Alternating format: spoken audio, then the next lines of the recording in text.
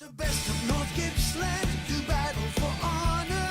NGFNL, it's my local league. This is the real thing, the Carons are cheering. Beat North Gippy, it's the local for me. The stars of tomorrow, the legends we all know. NGFNL, the local for me. The siren sounds, the ball hits the ground. Beat North Gippy, it's the local for me.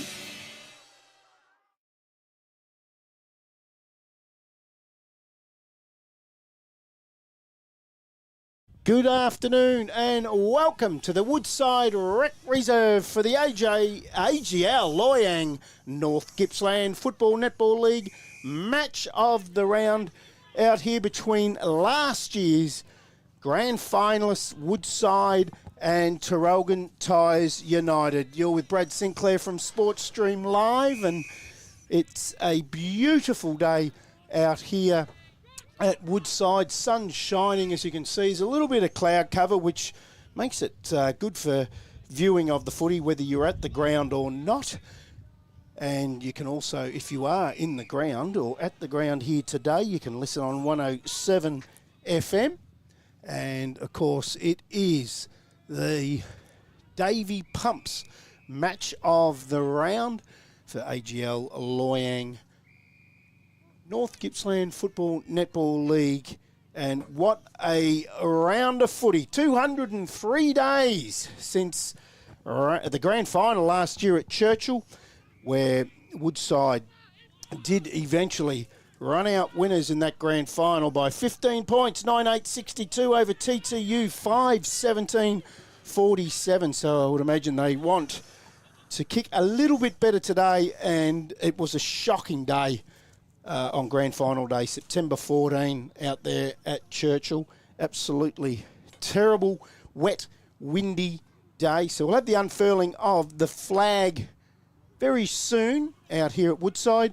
And before we go any further, it's a very good opportune time to welcome my co-commentator at Sports Stream Live, the big 200 gamer, key forward. What a beautiful day for forwards today, Matty Mosley. Good afternoon, Brad. How are we? I'm fantastic. How are you? I haven't seen you for 203 days. It's been a while. I've had a lot of conversations, though, but not in the person. No, that's right. That's right. And just looking at that backdrop, what a beautiful ground this is. The ground's in fantastic condition. It is. Considering we haven't had much rain over the last 6 months, it is nice and green.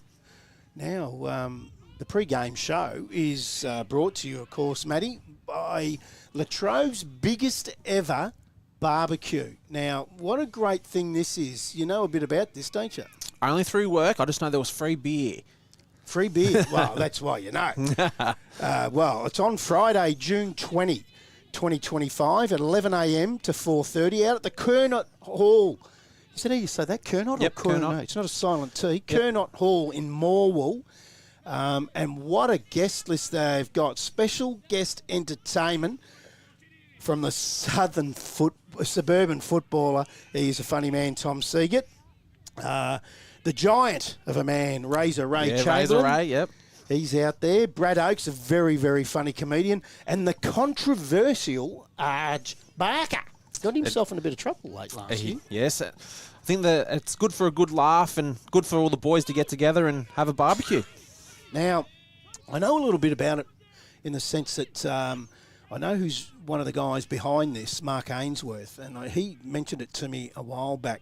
So for table bookings and inquiries or sponsorship, you can email info@lvbigblokesbarbecue.com.au. I could give you out 4 phone numbers, but you're not going to remember them. But info@lvbigblokesbarbecue.com.au if you want to get yourself a ticket. All the money goes to Prostate Cancer Foundation of Australia, and it's Latrobe's biggest ever blokes barbecue, and it will help raise awareness and provide funding to assist research, diagnosis and treatment of this hideous disease. All proceeds to prostate cancer research and awareness. And I think we're all touched by someone over time. I've got a couple of mates that actually passed away from this, and I've got another one that's got it currently now. So we're all touched by it, Matty. It is, and what do they say? Get checked. It's not hard to do. Get checked. Yeah, it isn't hard to do at all. So that's the pre-game show, a sponsor for today, Latrobe's biggest ever barbecue. And I thought what we might do is touch base on a couple of things.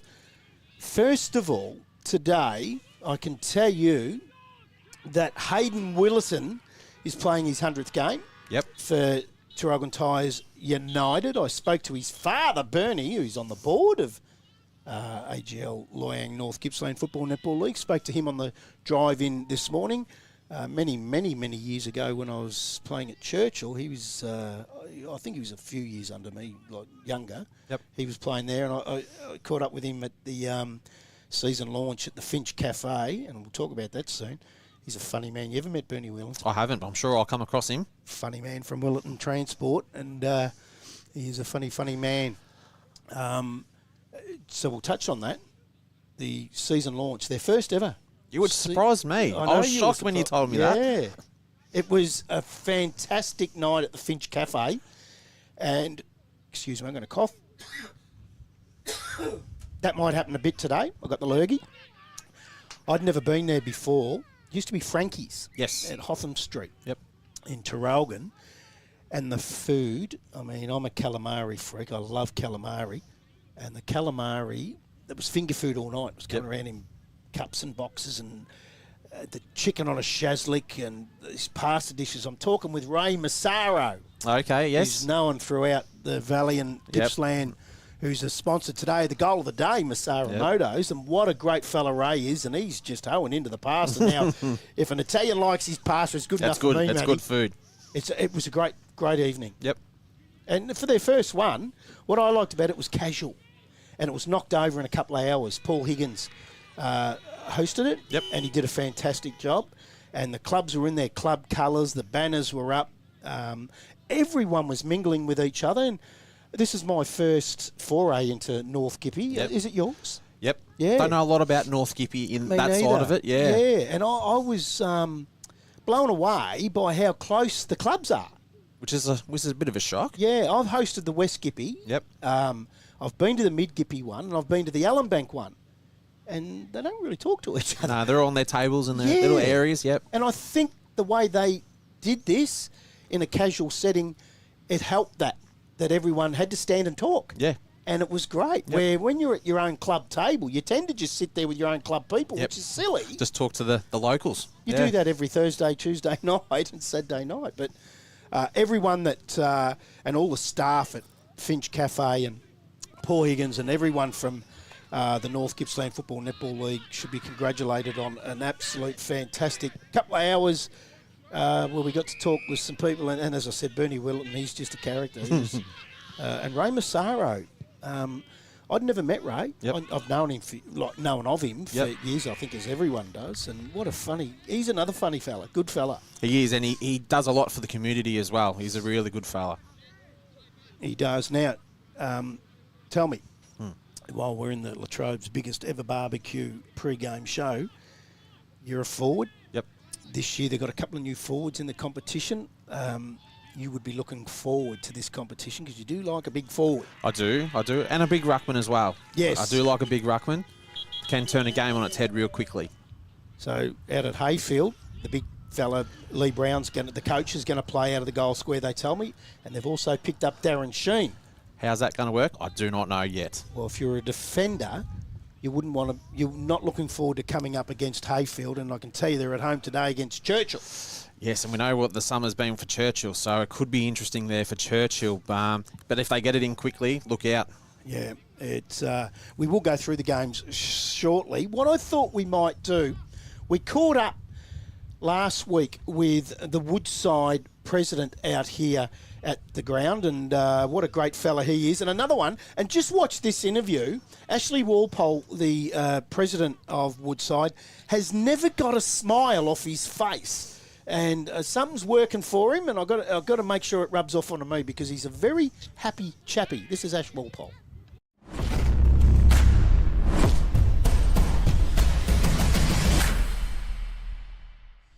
So, Ashley, we're out here at Woodside. It's a little bit of drizzle. You've had a bit of rain of late, you tell me, or today anyway. Yeah, just a little bit of drizzle today. Hasn't been enough to get the ground wet, but it should make it pretty good surface for Saturday, hopefully. Well, which is good because I was out here a couple of weeks ago just having a look at it. It looked a little bit dry to me, but it's absolutely beautiful right now. Yeah, no, it's coming along pretty well, so it should be in first class condition on come Saturday.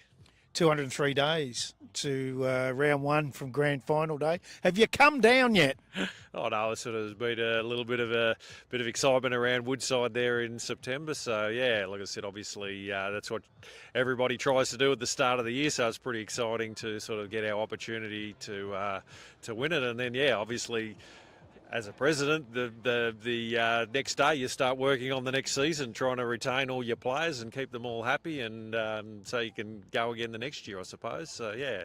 That's the thing, isn't it? There's a lot of hard work to be done, and it's usually the off-season that your job gets real hard. You've got a new coach, Ben Johnson, who you'd know of because he was in the team of the year in the North Gippy side last year, so he's taken over the reins from Mickey Stockdale. Yeah, it's nice to have a sort of a local boy sort of take the step up and sort of have an opportunity to coach a pretty established team with a lot of sort of people that he's played a lot of footy with. So it's really exciting for us to have a sort of homegrown coach. So yeah.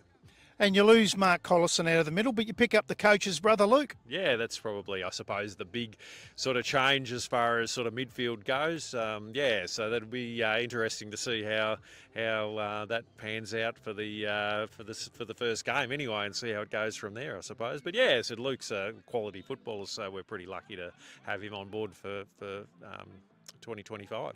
So how's the summer been? I mean, it's been a hot one, the hottest summer I can remember for a fair while. How have they gone? How have the boys gone? You got good numbers? Had good numbers for the whole of the summer? Oh, look, I said we've been, I suppose, sort of been training. We probably didn't do a lot before Christmas, just purely for the fact that with the age of our players and like a lot of them experienced, they know what they've got to do, and obviously a lot of players to come to Woodside travel to come here, so we sort of don't overdo it before Christmas and burn out everybody. So we sort of had a pretty small sort of pre-Christmas workout, but then once we got into sort of the latter half of January and February, we sort of full steam ahead. And like I said, we haven't had massive numbers, but as I said, it's been a pretty solid sort of crew that's been training for the last sort of 6 or 8 weeks. So yeah. Must have been happy with the year last year. TTU lost 2 games. They were bookends. Round one to you guys, and then the grand final. You've got to be pretty happy with that season last year. Yeah, like I said, we started off really well, and we beat TTU in the first game of the year, but we sort of had a little bit of a hiccup sort of towards the end. We had a lot of injuries sort of in the second half of the season. So we sort of finally sort of by grand final time we sort of got a team that probably could compete with TTU. But I said it's I suppose. 2 things in footy: you got to make grand finals, and then you just got to be lucky enough for things to go your way on the day and get the job done. So that's sort of what happened. But it's a family affair here. Your wife, you got the boy. He might be playing seniors today. I hear a little bit of whisper. He could be up today. Oh well, listen, I might have to slip a few bucks into the coach's pocket maybe to see whether we can get him into the lineup for the first game. But he's actually been pretty excited to finally sort of have a big pre-season and get fit, and hopefully it goes well. And what have you got in store for tonight? Function, first night, home game, getting 2025 underway. Anything going on tonight here at Woodside? Yeah, no, I said we're obviously have all our sort of juniors here, and it's big Thursday night before the first game, so it's always a pretty exciting sort of time of the year where everybody, for especially our netballers as well, who are sort of probably looking for a little bit of revenge from last year's final series, and so it'll be big night at Woodside. Thanks for joining us. Really appreciate your time. Good luck tonight. Good luck Thursday night, your last session, and real good luck on Saturday. Hope you go well. Oh, thanks. So you would have seen what I meant. Ash Walpole, the president of Woodside. What a terrific fella. Always got a smile on his face. He's up and about. and he's looking forward to a big season. And the thing with them is that I spoke to him off camera about how difficult it must be, Matty, for a club that is in the middle of nowhere. Yep. There's only a pub here and a servo, and anyone that comes here actually has got to travel a fair way and drive past 50-odd footy clubs to get here. Yeah, they do. There's a few from Traralgon, and there's probably a few from Sale, and you're competing with Yarram as well. That's not too far away. Yeah, no, that's right. And I would imagine, I've seen Griffin Underwood at the launch. He looks super fit. Someone told me he's close to 40. He would have to be nearly over 40. Yeah. I was playing fourths when he was playing thirds, and he was about 5 years older than me. So He's running around again. He looked he looked very, very fit. And I remember when I coached Phillip Island against Yarram in the old Alberton days, he was running around, but I did the math, and he was probably 25, 26, but he was dominating. he's been super, and for a long time. Yeah. He's a very, very good footballer. Yeah, I would imagine the Woodside games with Yarram will be beauties. As I can tell you that both sides are out on the ground in the seniors. You're still in the Latrobe's biggest ever barbecue pre-game show for AGL Loyang North Gippsland Football Netball League Round 1 Grand Final replay, and warming up for the Woodside side, big number 1 is someone that you know pretty well, Matty. I do. He was at my club last year at Yanar. Chrissy Witchell. Chris Witchell. And he's still got that haircut rocking as well. It looks as slick as anything. I normally don't have a go at people's hairdos for obvious reasons, but that is, and I reckon he might have even had, you reckon he's got a bit of black put into it, bit of colour, a bit of extra? I don't know, oomph? but it looks magnificent though. It does. Hey, I might go. Yeah, they're just doing their warm-up set there. So we're going to have the unfurling of the flag very shortly. At half-time in the half-time show, thanks to Electel, we will have a listen to an interview I got with last week as well with the TTU president, Chris Buckley. We'll have that in the half-time Electel show. Another guy, I think it was 400, he's a games record holder there, 417. Wow. Club games. Yep. And he's the president. And these, like, as I said in that with Ash then, where he spoke about his wife's here and he's here and his son's playing in the seniors today off half back. And family affairs, Buckley seems to be the same down there. Chris Buckley seems to be the same down at TTU. And there's lots to like about that, Matty. I mean, you would have seen it playing at a couple of clubs in this area. It's a real family affair. Oh, definitely. And they sort of keep the clubs running as well. Without them, like the family affairs, nothing sort of gets done, really, does it, Brad? No, it doesn't. And they're usually first to leave and last to go, Yep. these sort of people. And when I got here, when was that, on Thursday night? Or was it Tuesday night? I've lost all track of days. I think it was Tuesday night it was. Ashley Walpole was here before anyone else, any of the players or anything, walking around and just making sure everything was fine. Hey, the reserves are finished and TTU run out 25-point winners, 9-13-67, and they defeated Woodside 6-6-42. And as you can see there, just that's some up at either end of the ground, both sides. TTU just doing a bit of warm-up, and you can see over the other side of the ground some ruck setups for Woodside. Other games, Matty? Yep.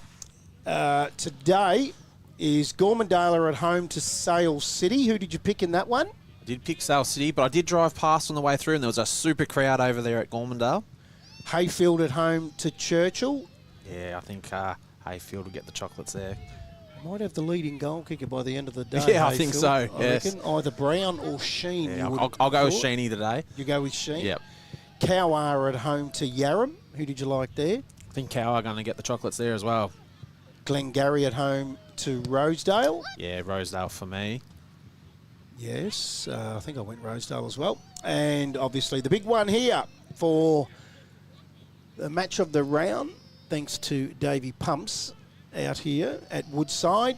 At home to TTU. Ken they do what they did 203 days ago, or can TTU get a little bit of revenge? I think it's definitely revenge day for TTU. I really think they're going to get the win and probably win quite comfortably in the end. Big out for me for Woodside is Mark Collison going to Phillip Island. Yeah, that's a massive out. Like Collo's been a good player when he was at Traralgon as well. He's been a good player for a long time as well. Ben Johnson's taken over the coaching role. I'm told Mickey Stockdale will play, but he's not playing today, and neither is Lee. Yeah, so Lee's going to play full-time, or he's going to be spontaneous like his brother? I think they might be. I think they're spontaneous. Okay. Due to business. Well, if you're TTU, you're happy they're not playing today. Yes, exactly right. And TTU look like they're in pretty good shape at the moment. The one I'm really looking forward to is Mick Jacobson in the midfield. Yep. I'm told he's one to really watch. Yep. Hayden Willetton's 100th game. Yep. And I will get up very shortly. There's 3 debutants for TTU today out here in round 1.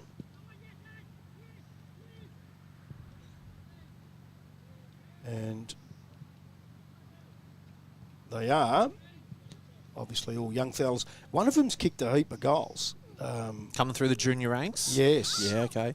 Because they were very dominant in the 18s last year, TTU. Oh, were they? Yeah. And it's Riley Denovan. Yep. And he'll wear the number 19. Sam Curtin, he'll wear the number 7. And Josh Twite, who will wear the number 30. Now, really interested to see, and it's Riley Denovan, in the 2 seasons of thirds, kicked 180 goals. Wow. Or thereabouts. That's pretty impressive. So there's one to watch today. Yep. On debut, number 19, Riley Denovan. He has been picked on the forward line, obviously, in that forward pocket alongside Caleb Mitchie. So it will be interesting to see how he goes. This, as you can see, the players are just coming over now for the unfurling of the flag. One thing I will say, Brad, there, normally when you're debutant, you normally have a high number. Number 7, Sam Curtin, has taken the number 7 really early on. That's a big thing, taking a low number. Big expectations? Yes, you know, I see the coach, Jack Brown's in 58. That's exactly right. It should be the other way around. Right, that's interesting, isn't it? Yeah, you normally get the high number. Yep. You got to start off high, don't you? You do. So this is a big moment. I mean, I know a lot of people sort of take this for granted, but take it from a Carlton supporter, you don't know when the next one's coming. Well, that's correct. So the unfurling of a flag is a good few minutes. And as you can see on screen there, what a beautiful day we got. Absolutely sensational out here. Hey, last year, the team of the year in this competition,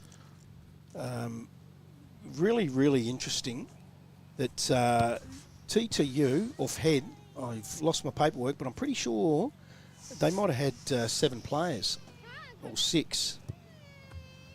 6 players in it, and someone's not really happy.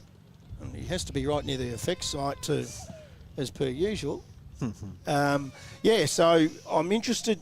Jake Cashmore, Zach Kilgour. Cashmore's not playing today, obviously. Kilgour is. He was named at full back. Jacobson, that's James Jacobson, was named on the half-forward flank. So, you know, guys like the Michael Jacobson that I spoke of earlier was named as a ruck rover, and the coach was Jack Brown. And Fraser, now, how's that, the big ruckman, how's that pronounced? Browns. We'll go with bronze. If we're wrong, can bronze? someone let us know? Yeah, that was the one that I found to be a little bit tricky.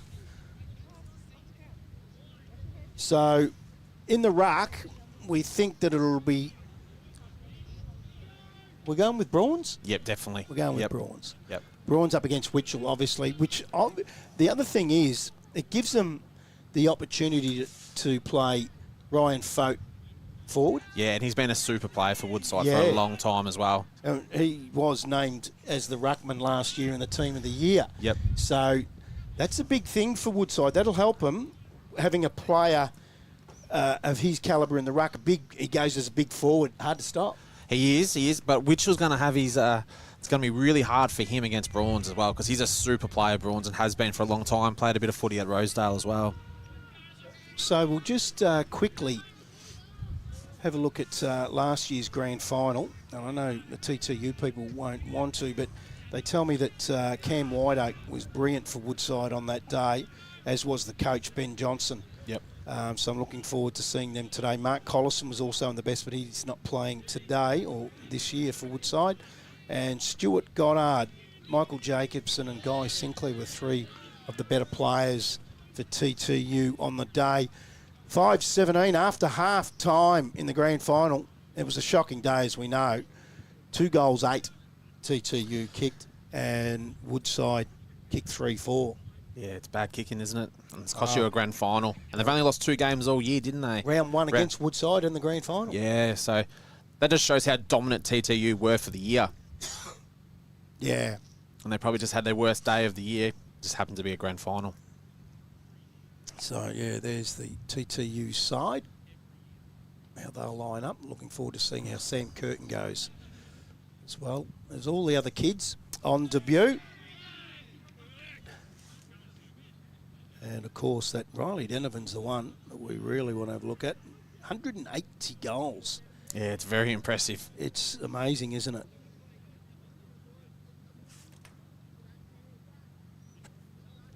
So, all in readiness. That was the Latrobe's biggest ever barbecue pre-game show. And we're just about to get underway for the Davy Pumps match of the round for AGL Loyang North Gippsland Football Netball League. And we've got player of the day, thanks to Crown Hotel, the scoreboard. Thanks to our great friends out at the Finch Cafe where we were earlier in the week. Goal of the day, which is the one Matty loves, being the big forward, thanks to Massaro Motors. And the mark of the day, Evans Petroleum. And halftime show will be thanks to our great friends Electel, and the post-game show BP Terrelgan East, as the ball is in the middle and we're about to get underway, and it is Brawns up against Witchell in the ruck.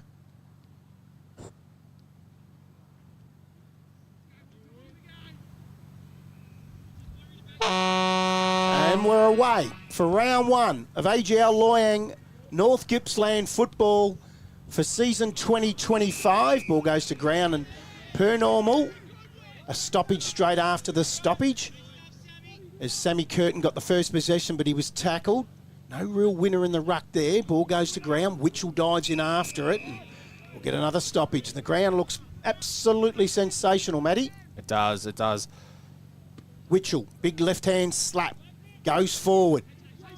Running the ball, handball back from Willerton in his 100th game, and umpire says we'll go again.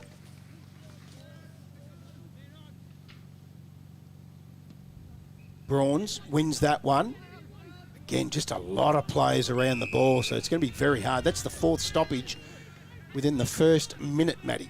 Yeah, we haven't even left the centre square yet. No. Witchell, unattended, wins the tap.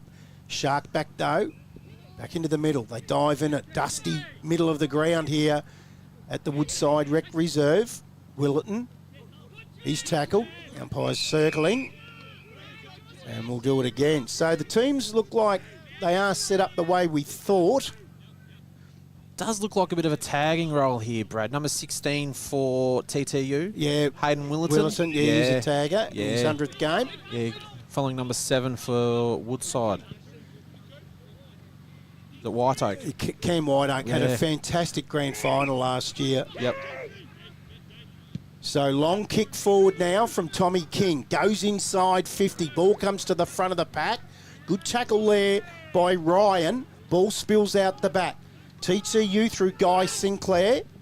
Feeds it back. They'll go out towards the outer side. He was looking for Savage.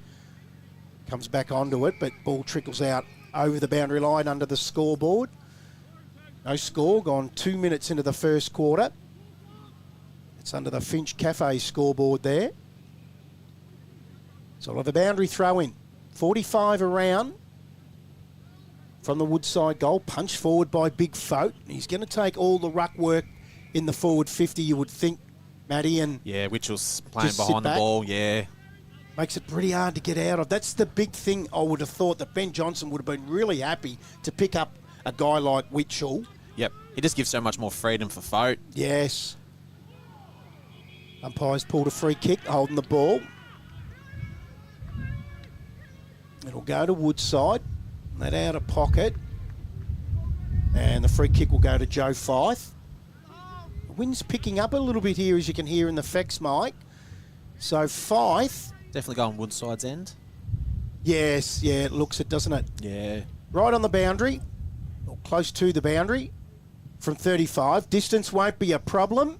Accuracy is, misses to the near side. They're on the scoreboard, on the Finch Cafe scoreboard. It's the one behind. They bring the ball back into play.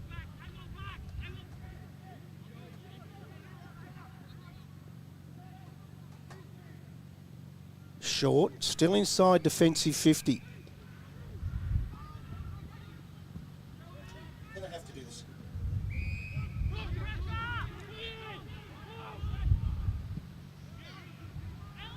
Out towards the defensive 50. Ball spills free and just taken out over the line by Alex Walpole.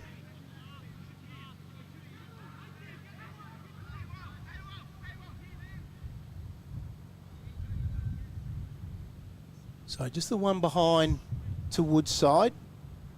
Only 4 minutes gone of this first quarter. A lot of stoppages here. Yeah, very scrappy start. First couple of minutes. That wind, it is really picking up now. Yeah.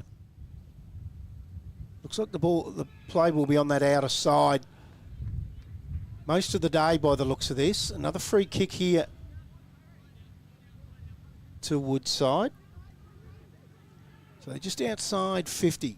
High ball. Punched through for a rush behind.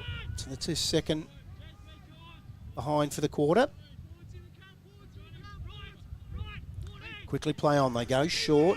Find Mitchie. That's Liam. Feeds it off. Up towards the wing. Jumping early was Will Curtin. Gets to the front of the pack. Hurry kick forward. They're away here now, Woodside, through Jeremy Morgan. Lowers his eyes. Goes inside 50 with a nice pass. And already this fella looks dangerous, and that's Joe Fife as his second shot at goal early in the first quarter. They do need to get the goals on the board. They can't keep kicking points, especially if they've got the win in this first quarter.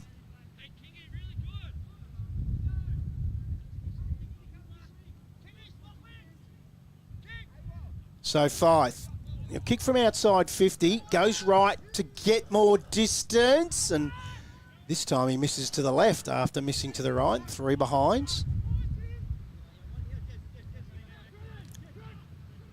Definitely doing a hard press, Woodside. I'll go short TTU to Guy Sinclair. He goes to the outer side. I go up along the wing. Precise kicking by the Jets. Outer side of the ground. Up towards half forward. Wilton in his 100th game. Takes the mark. Quickly plays on. Great Goes kick. inside 50. Absolutely perfect weighted kick. And that transition from back to forward has ended up in the hands of Will Curtin. He'll have a shot on goal. Good play, Matty. It was, but it's moving quick footy. When you can jump the press like that, it makes it so much easier as a forward, and it's very hard to defend.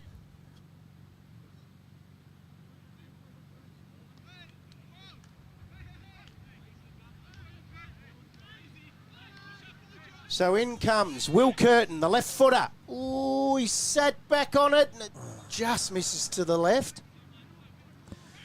And their first score for the 2025 season. Woodside. Both sides playing that outer side. Gets out the back. Handball out towards Fote. Feeds it back. Umpire's pulled a free kick, holding the ball. Paid the advantage, and Sam Curtin was under a lot of pressure. And we'll get a 50-metre penalty here, Woodside. What did you think of that, Matty? Umpire stamping their authority very early. You can pull that back. You can. If you see that's not real advantage, it wasn't you can there. bring it back. Yeah. So quickly, Woodside. Looks High good. ball towards goal. Great kick from Tommy King. And he gets the first of the 2025 season. And Woodfield go on to 139. They lead TTU 1. Behind that is on your Finch Cafe scoreboard. Reward for effort there, Brad. They sort of dominated the first 7 minutes of the game. They did. They did. It was, that passage of play that ended up with Will Curtin having a shot on It was goal brilliant. for the Jets. Be really disappointed with that because it was precise kicking, the way they moved the ball. Then Willetton's kick to him was fantastic. And you miss that, and then the opposition go back and kick a goal. That really And how hurts. often do you see it happen? Yeah. So we're going 8 minutes into the first quarter. 8-point lead to the Wildcats. Brawns wins the tab. Another stoppage in the middle, the dusty middle here at the Woodside Rec Reserve. Outskirts of the ground, absolutely beautiful. Taken out by Brawns from Witchell. Gets it up towards centre half forward. And I reckon that might have been Adam Jansen that tried to get his boot to ball and missed. And free kick for incorrect disposal. Go to TTU, and it'll be Flynn Shields, the left footer. Goes short. Oh, unmarked was Willetton. Willetton lets fly and misses to the left. Another behind for the Jets.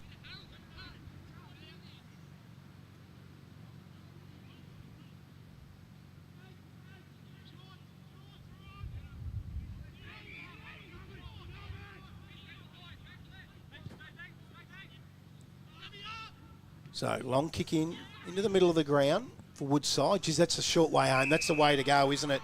With that breeze. O'Sullivan takes the mark. Goes inside 50. Just needs it to sit, and it's not going to. It's going to race away. Out of bounds, right forward pocket for the Wildcats. Very noticeable with that wind there, wasn't it, Brad? It is. 2 or 3 kicks, and they're really deep into their forward line. So we'll call that the scoreboard end. The other end, the South Gippsland. Club rooms end. Club rooms end. Yep. It's on the other side of the ground. A boundary throw in. 15 metres around. Folk, beautiful tap out the back. Oh, smothered. Tom Jessup tries to draw the high free kick there. I suppose if you wear a helmet, You're asking for it. yeah, you've got some padding there. You can duck the head a little bit. And a little bit of how do you do there between the coach, Jack Brown, and Jessup. Played for the free kick and got it. It was there, especially in their forward 50. You don't want to sort of give away those free kicks for Woodside. And they got a set shot for goal now. So Cam White Oak, kick from about 40.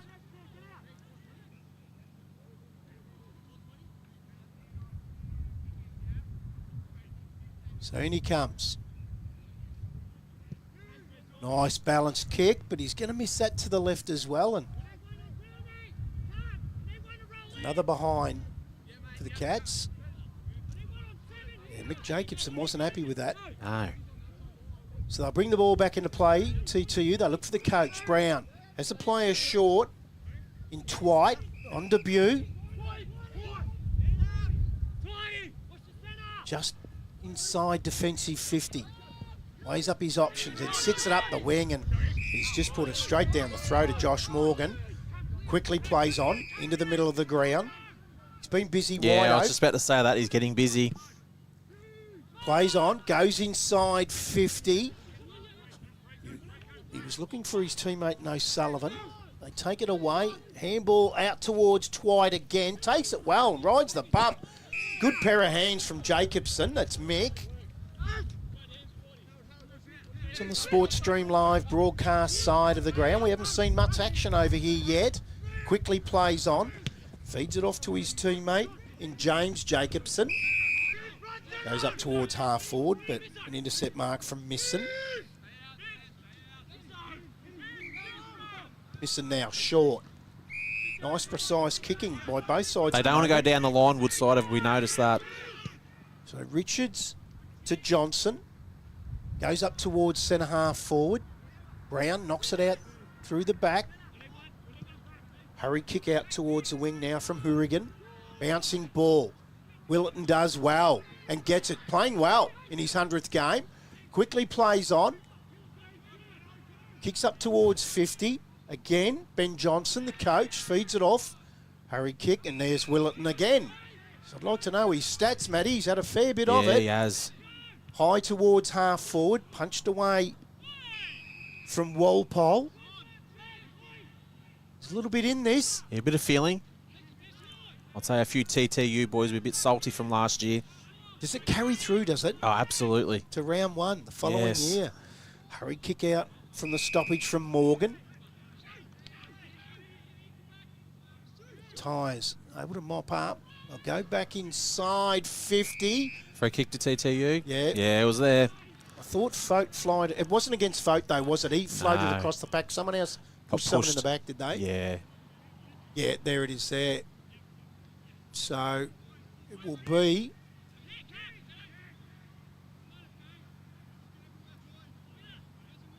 another shot on goal here. They trail by 8 points.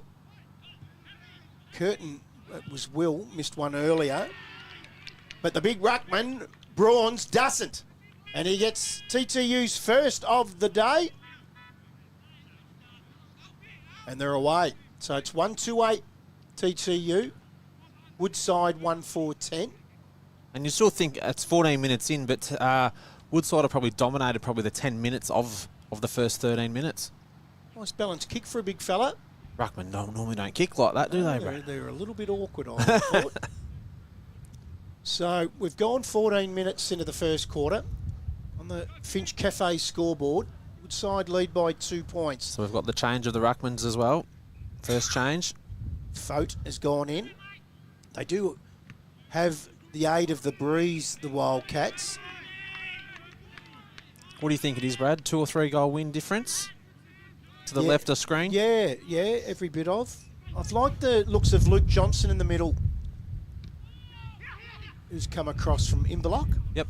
for Woodside, and the brother of the coach Ben.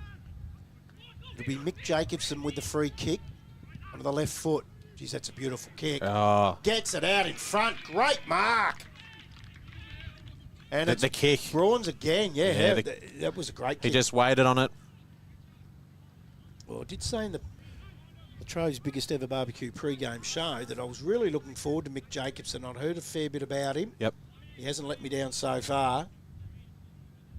Superb left foot.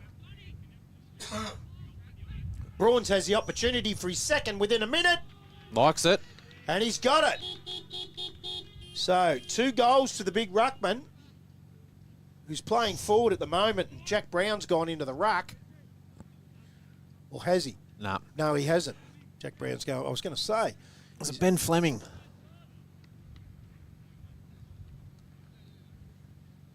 So think that's it might be. that's a very handy move, isn't it? When you've got a big ruckman, and we were talking And they about can that score. before with Witchell and Folk can do it. Well, the Bombers can too through Fleming and Brawns. Yep. And Fleming goes in. They don't lose anything from having Fleming in there, and they pick up what Brawns gives them forward. Yeah. Makes a massive difference if they can get 2 or 3 goals a game between those changes. Folk wins that tap easily. Oh, I reckon that's in the back to Willetton against Luke Johnson. It is And he's getting busy too, Willetton. very busy. Him and Jacobson so far. Had a great quarter in his 100th. They go short. Nice kick. It was from Hourigan to Sam Curtin on debut. Goes inside 50. A lot of players around the ball. Throwing out. Curtin's tackled. Comes out the back. The umpire will restart that. It's centre half forward, the Bombers. Fote wins it down. Quick kick forward from Morgan out to the wing. Got his handball, the umpire said. They've called for the ball and we'll get a restart. Out of wing.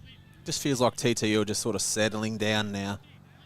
They lead by 4 points, 17 minutes in to the first quarter. And you go in at quarter time as Willetton goes towards half forward. Might be downfield, it is. Yeah, you go inside at quarter time leading after kicking against the wing. Oh, beautiful. And you're pretty happy as Will Curtin sits up there. Kicking inside 50 is really, really good, and it's going to give another player a shot on goal, and this time it's going to be Caleb Mitchie. Yeah, they're kicking to the fat side of them as well. And Caleb as well he was a Newborough junior as well at Maui as well. Come across with his brother to TTU to get a bit more opportunity. So Mitchie comes in for his first of the day. It just Likes hangs in there. And he gets the Bombers third. So I'm a little bit confused. I thought they were the Jets. No, you're on Telling north. me they're the Bombers. Yeah, you're on north of the Jets. That's right. Yeah. That's right. So apologies to any TTU supporter that's sitting back in tyres in your big shed there watching the game and thinking, what's he talking about here? The Bombers. They go to 3-2-20. They lead Woodside 1-4-10. That's on your Finch Cafe scoreboard. We've gone 18 minutes, just tick over in the first quarter.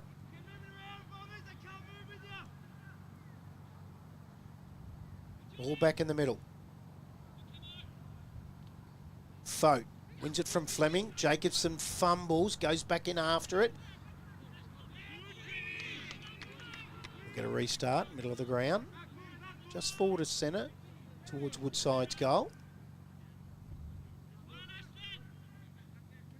There's a fair bit of feeling in this, very niggly. As Fleming wins the tap, Willerton takes the rove, but free kick is going to come back. Curtin to Do Jacobson something about Jacobson here. on the left foot. Finds Goddard. Half forward flank, out of side. Short again. Geez, you're right. He's everywhere. Jacobson again on the left foot. It's a 1-on-3 bronze.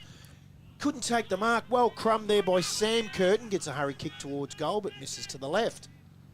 If you're a Woodside defender and you see Jacobson coming in, kicking, you'd be very nervous. Would you throw a tag on him right now? Wouldn't tag him, but definitely keep an eye on him. Got to be close to him. Yeah, Can't for get sure. in that room, that's for sure. The Wildcats bring the ball back in. Looking for Witchell. Over the back. Tried to punch it. Nearly marked it. Was Kilgour. So we're going to bounce down again. On the wing. Sports Stream Live broadcast side of the ground. Fote works Fleming under it and taps it out. Aliotta can't take it. He's had a lot of it. Sam Curtin on debut. Fote. Oh, he's in a bit of gone. trouble there. Oh. No, he's let it go. We're going to restart again. He was lucky there, Fote, wasn't he? Very, I would have thought. He wins it again. Oh, well sharked by Aliotta. Has his handball smothered. Jacobson's in there. He's all wrapped up by White Oak. And we'll get a restart again. So we've gone 20 and a half minutes, first quarter, 11-point lead to the Bombers. Gets out the back, bouncing ball, sits up for Hourigan, then he goes in after it. Wants the boundary and gets it.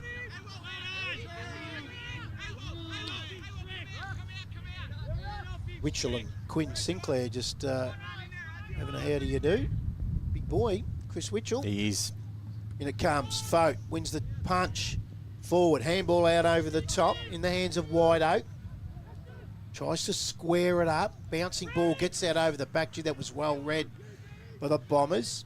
They go to the outer side through the agency of Kilgour. One's a teammate, outer wing.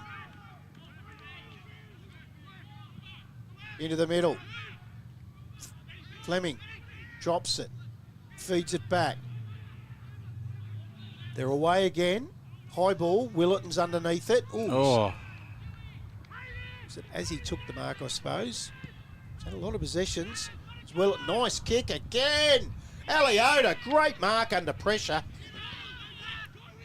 Quickly plays on, goes Guess short. who? Yep, Mick Jacobson again, left foot. And he has got it. got it. Anything forward of centre. Jacobson is all over that football at the moment. I know you said you wouldn't play a tag on him. I'll tell It's you getting what, well, times it's changing by the minute.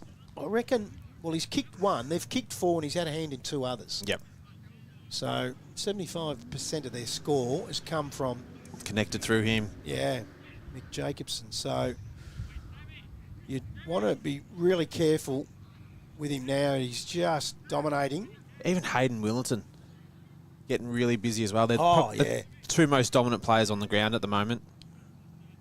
Yeah, and it is Whiteoak that's playing with, but Whiteoak's been good too. He has.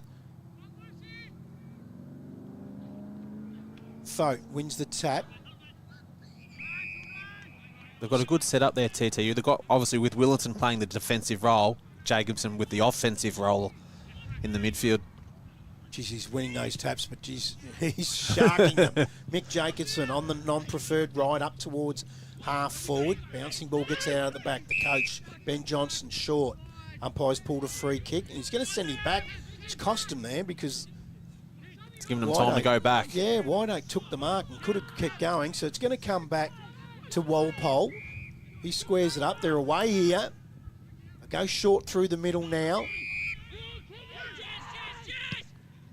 Up towards half forward, looking for Whiteoak, but carries out over a couple, and Liam Mitchie can't keep it in. It'll trickle out over the boundary line. So we're about 65 metres around from the Woodside goal. They trail by 17 points. 23 and a half gone first quarter. Again, Jacobson feeds it out the back. Hurry kick up towards the wing. It's all Woodside here, but does very well there was Goddard. Once the boundary and gets it. Yeah, if you're TTU now, you want to shut down the quarter, 23 minutes in. Going against the wind, and you've already kicked 4-3 to 1-4. You'd be very happy going in at quarter time. Back in the old days, you could play a +1. You can't do that now with a 6-6-6 rule. Wilton, geez, he's hard too. He's got a bit of everything, hasn't he? I've liked his game. Brawns, punched away, comes out the back to Shields. High ball, Oh, well sits under done. it. Gee, that was courageous. Seagon. Just courageous, wasn't it? It Sitting was. He underneath knew it was coming as well. And there's Wilton again. That's when it's more courageous, when you know it's coming. Yep. Especially 20 minutes into round one. Yes. You don't want to break a rib or anything like that.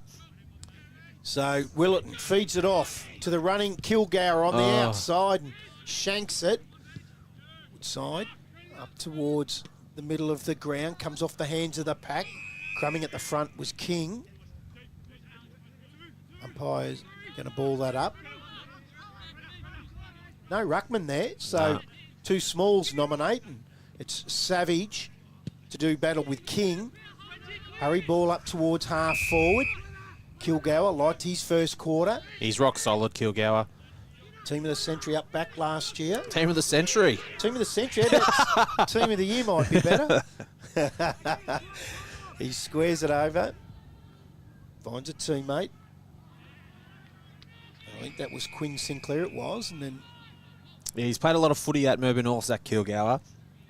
And he was I think he won a premiership there as well. So he knows what he's on about, and he'll set up the boys really well there with Jack Brown.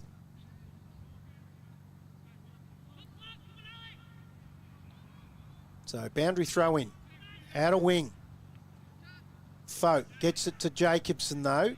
He sharks it and feeds it back over the top to Seagon. Oh, Jacobson just overruns it and allows Morgan. Handball over the top. Trickling ball. Fed back again. High ball. They sit underneath it. Oh, what a mark to Ryan Folk. Goes inside with a towering kick. Brown backs back. He gets the fist to it, but it only comes out to a Woodside player. And then Johnson, that's Luke, has a shot at goal and misses to the left, and they really needed that. That was Harry Folk, sorry.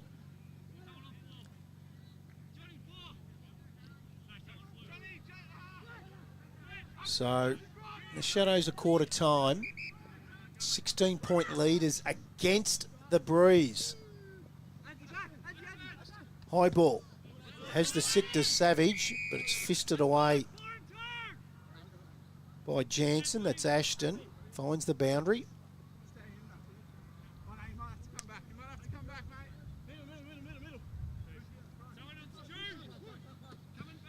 Another good tap. And I've liked his game in this first quarter too, Tommy King. So, Willerton. Oh, Paid no. a 50s, encroached over the mark. Jeez. TTU can sneak one in before quarter time here. That would hurt. Yeah. No one on the mark. So Willerton, that's a nice kick towards centre half forward, inside 50. Gee, just pulled that around his body. Woodside were just not alert. No. He's just calling for a rest now, is Willerton. He's done a power of running, Yeah. and he's found Caleb Mitchie, who's already kicked one. There's an opportunity to kick his second. It's been a fast game, Matt. It has, but this can really hurt on quarter time. Looks very good too. Yeah, goal umpire hasn't moved. Yeah. Here's a beautiful kick. He's Caleb Mitchie, and he gets his second for the day. Signs are ominous. Signs are very ominous early in this game. And just watch that kick just pulled across his body to space, and he had all that space in front of him.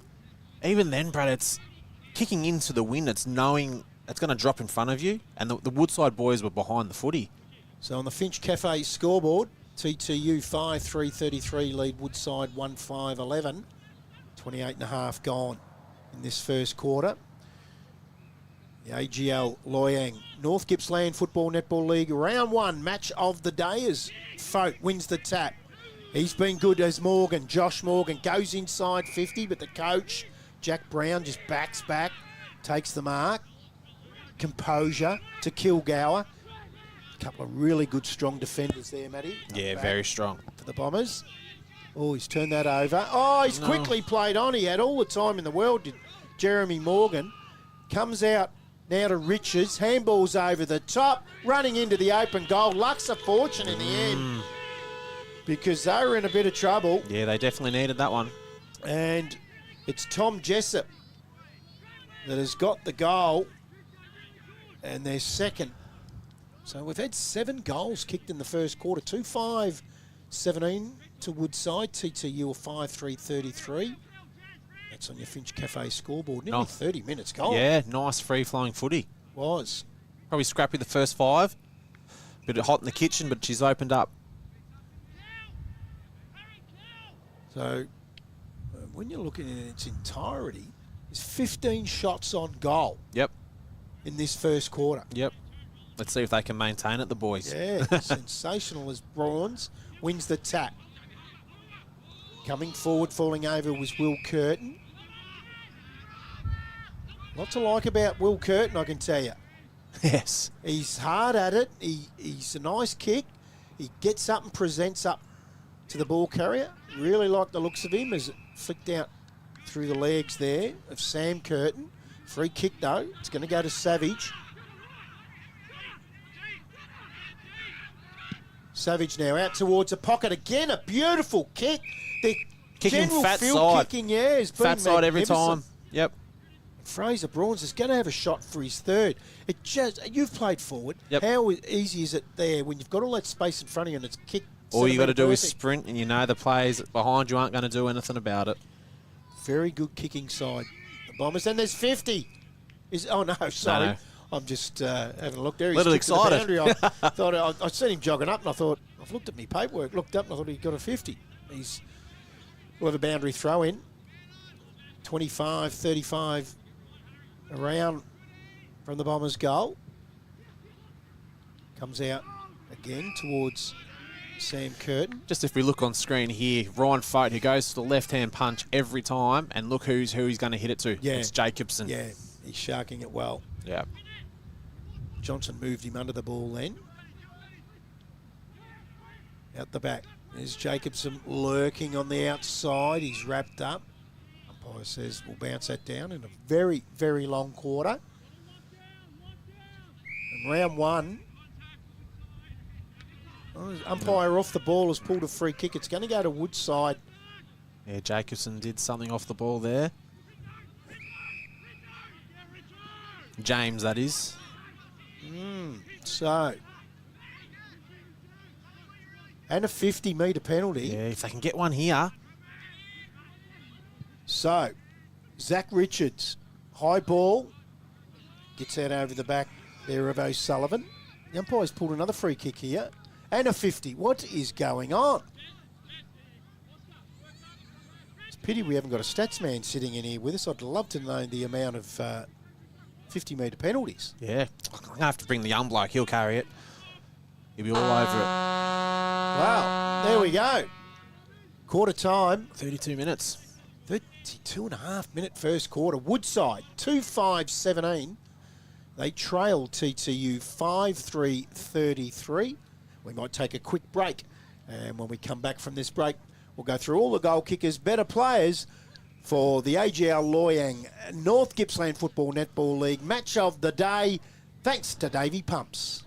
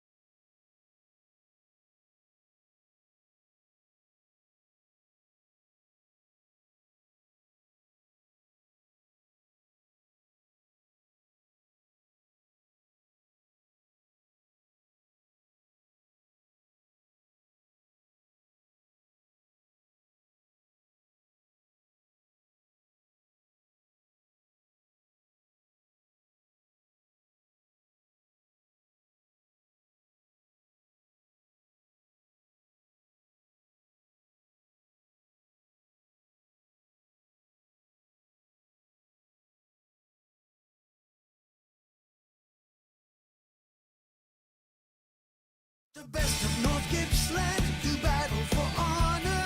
NGFNL, it's my local league. This is the real thing, the Cowards are cheering. Beat North Gippy, it's the local for me. The stars of tomorrow, the legends we all know. NGFNL, the local for me. The siren sounds, the ball hits the ground. Beat North Gippy, it's the local for me. Welcome back to the Woodside Rec Reserve, where it's quarter time And TTU hold a 16-point lead, 5-3-33 to Woodside, 2-5-17. Goal kickers for TTU, 2 to Brawns, 2 to Caleb Mitchie, and 1 to Mick Jacobson. And for the Woodside team, it's 1 to Tommy King and 1 to Tom Jessup.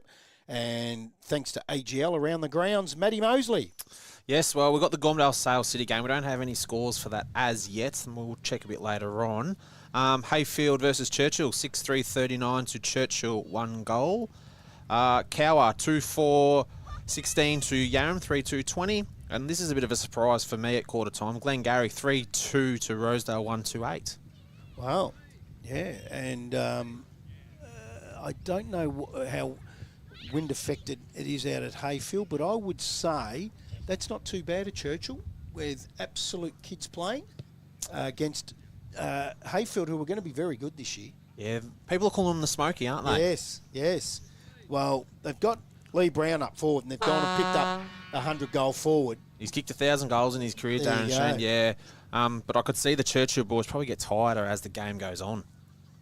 Yeah, so the Thank Davy you. Pumps match of the round out here at Woodside, and 16-point leaders are TTU. Right now, who do you think you would say is probably leading the Massaro Motors goal of the day? Goal of the day? They've all been pretty stock standard goals, so it's a bit early to call. I'm going with Tom Jessup. You going to go with it? Yeah, From Woodside, because yep. the others were all set Shots. that, Well, we've got to go with that then, don't you? yeah, right now I would say Tom Jessup, the way he read that inside 50 of the turnover, got it off and ran into an open goal. Right now I reckon he might be leading the Massaro Motors goal of the day. We haven't seen a great mark yet, thanks to Evans Petroleum. Yeah, not yet. And I reckon we know who at quarter time might be leading the Crown Hotel player of the day. And he's number 3. Yes, Mick Jacobson, Yeah. without doubt, for the Davy Pumps. A match of the round out here at Woodside, thanks to AGL Loyang. But Hayden Willington's not far behind. Yes, He's in had his a 100th game, had a he's been super first quarter. great. Yep. Let's see if he can hold on to that. Yes, there's no doubt about that. So we'll keep our eye on those around the ground scores, and we'll give them to you throughout the day of other North Gippsland games. And just quickly, there's been an update. Yarram 3-2-20 to Cowar 2-4-16. Yep, we had that one. Did we have that? Yeah, it was Oh, just the Sale City Gormandale. I thought it was a different score, but there we go. Woodside have got theirs up, but we know that one because we're right here amongst it. So we're just waiting on that, yeah, as you say, Gormandale and Sale City. So ball back in the middle, and it's going to be Fleming to start in the ruck this time. So they look like they're happy with playing Brawns forward, and he kicked 2 first quarter Well, he looks goals. dangerous, and they've put down Yeah. Jacobs down too in the forward line at the start of this second quarter. Okay, so they've changed it around in the midfield a little. They're confident with what they're doing. Young Sam Curtin goes in there to start with Willett, who's been, as you said, super. Big Fleming in the ruck with Witchell. Witchell goes early, so Fleming gets it on the way down. And again, we know this is always going to happen in any grade of footy, a stoppage after the first bounce Yep. down to start the quarter. Witchell wins it, goes in after it, wins his own ball, does well, gets it onto the right foot. Brown reads it better and plays on. Goes to the outer side. That's a beautifully weighted kick, and I've liked this boy's game. Will Curtin onto the left foot. Another beautiful kick. Jacobson underneath it. Gets it forward. Flown out from Tommy King again. Ends up in the hands of Sam Curtin. Feeds it forward. Wildcats able to get that all. Gee. Dangerous Just, spot. yeah, just dropping that mark was Fife and enabled Curtin. They go forward. Here he is again, Sam Curtin. Was he taken high from Jeremy Morgan? The umpire says no. We'll get a bounce down at centre half forward for the Bombers.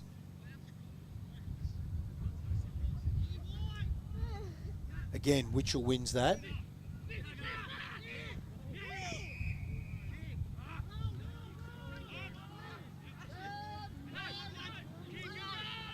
To the Wildcats. Up towards the wing. Short ball from Ashton Jansen.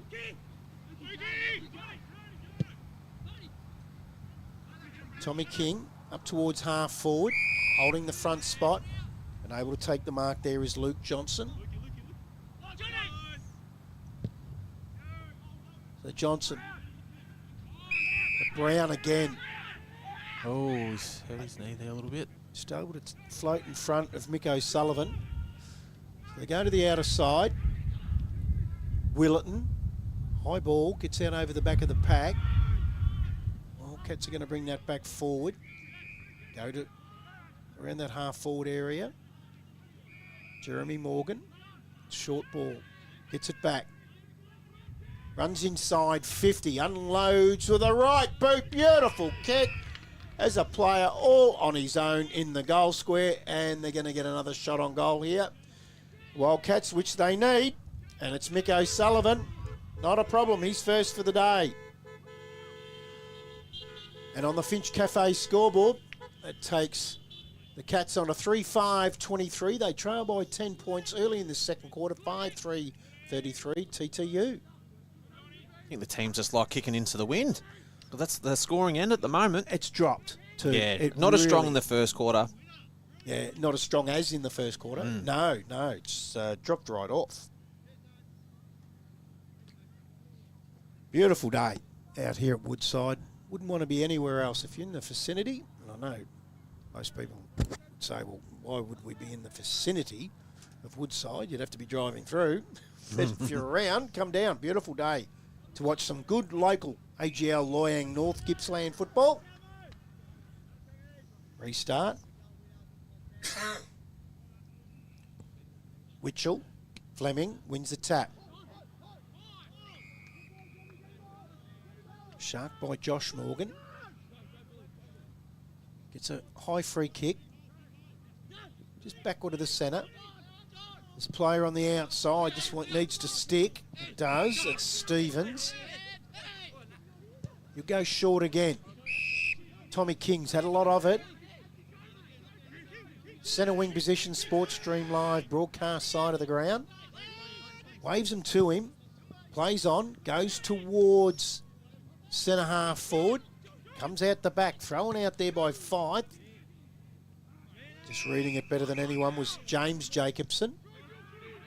For the Bombers. Goes to the outer side. Oh, nice mark. Yeah, he was looking for Savage. Just had too much on it. It's the Wildcats, right on 50. Sit it up.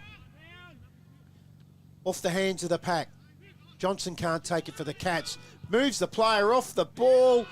Snap a goal. Should have kicked that. Jeremy Morgan misses to the left.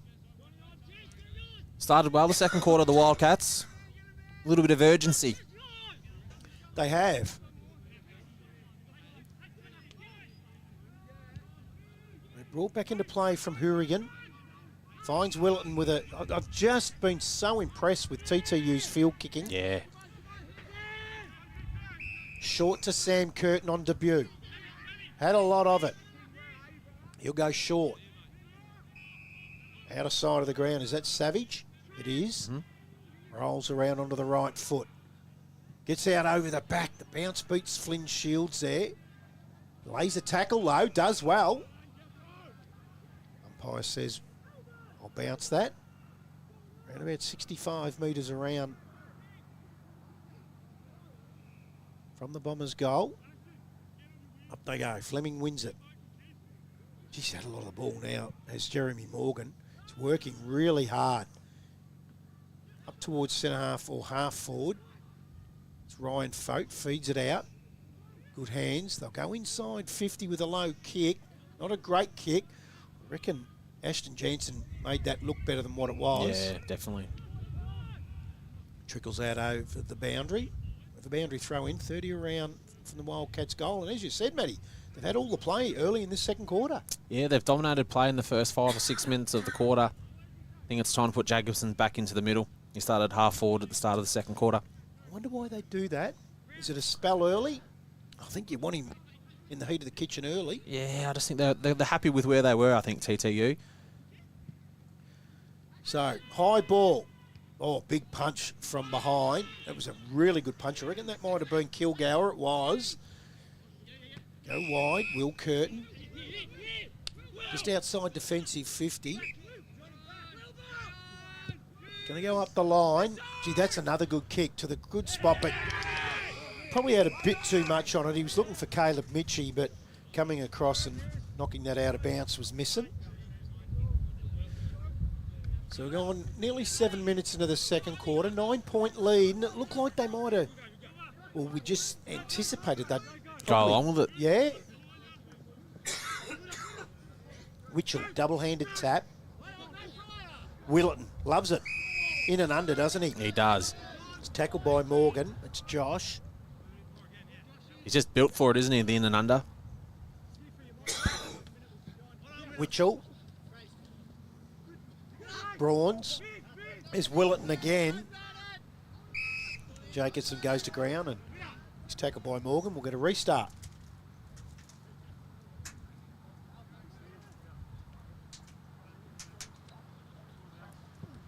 Fresh air shot from Brawns. Comes out the back to Curtin. Sam. Witchell dives forward trying to get That's a free holding the kick. footy. It is. And again, he might be just about overtaking Mick Jacobson at the moment. Hey, Yeah, Will he's been brilliant. goes inside 50. Gets out over the back. Plays around this. Fumble. Hurry kick forward from Goddard. Bouncing ball. Punched away. Well, Crumb. Flynn Shields runs towards goal and gets his first for the day.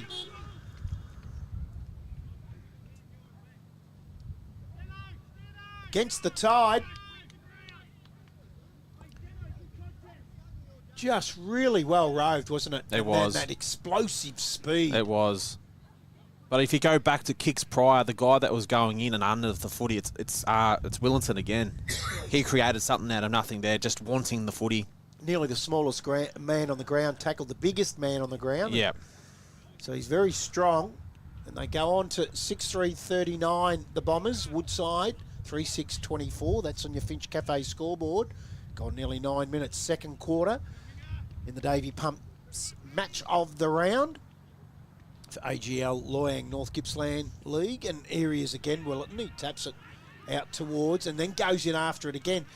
He's in everything. He's got a, you know what, he reminds me of a rugby league half-backer. Yep. He's built like one too. Yeah. Plays it hard. He's in his 100th game. He's nearly best on ground as Witchell wins the tap. Overrunning it was White Oak. Fed out the back. Hurry kick forward now from Hourigan. Chopped off. High ball from Morgan. Inside 50. From behind was O'Sullivan. Comes to ground. We'll get a restart inside the Wildcats 50.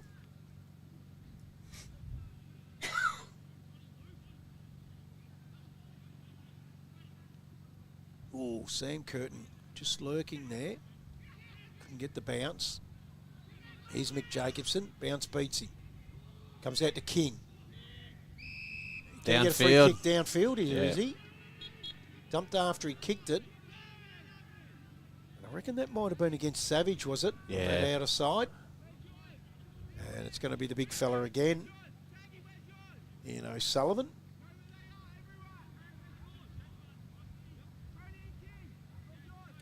So he got one in the second quarter, early in the second quarter, and he's got his second.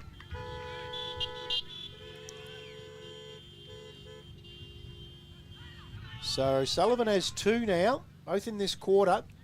They won't go away, the Wildcats, 4-6-30. They trail by 9 points. TTU 6-3-39. We've gone nearly 11 minutes second quarter. That's on your Finch Cafe scoreboard. Get out there in Hotham Street, Terrelgan, and I can swear by the calamari and the chicken skewers and the pasta dishes. Salt and pepper calamari or I know, it was because it was all finger food. It just come around and in little trays, and oh, did I give it a nudge? Don't worry about that. All back in the middle. I reckon it might have been won by Brawns. Tapped it out the back, sharked away from Harry Folk. Gets it inside 50. Out the back. Another one here will make it interesting. Back to Fote. Harry Fote on the left foot. Downfield. Oh, another one downfield. And it's going to be O'Sullivan again. Oh, he wants it back. And he's going to get it too. He's going to kick 3 for the quarter here. We've only gone 11 and a half in the second quarter. And he's lining up for his third. Now, O'Sullivan last year, it was a reserves game, but he kicked 18 or 19 goals in a game. Wow, so he knows where they He are. knows where the sticks are. So, not a problem. Wow, this is interesting.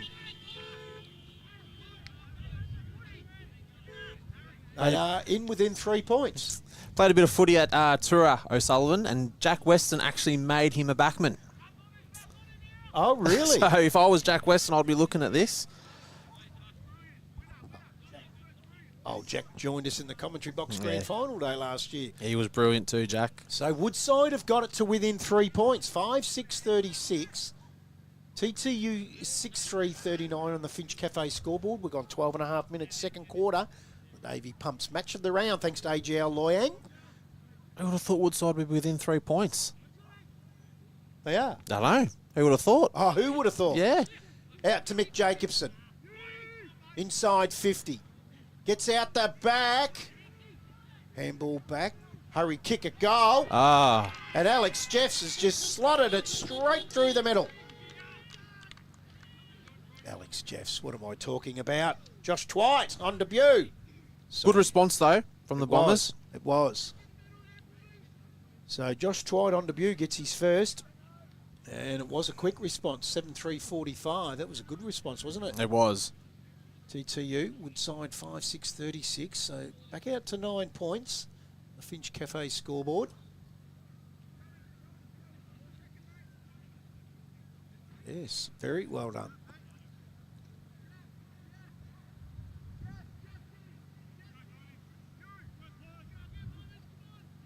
So we've gone 13 and a half in this second quarter. And every time you just think, oh, here comes the Wildcats. They just get a settler, and it was Mick Jacobson that won it and got it in for them. Good hands out the back from Fote. High ball from Jesset. Just sitting underneath it there was Hurrigan. He'll go short. Curtin. That's Sam. Now they're right on 50, and they're telling Brawns to go for back. it. And Yeah. why not? He's kicked 2 in the first quarter, and he showed that he knows where they are, and he's a beautiful kick.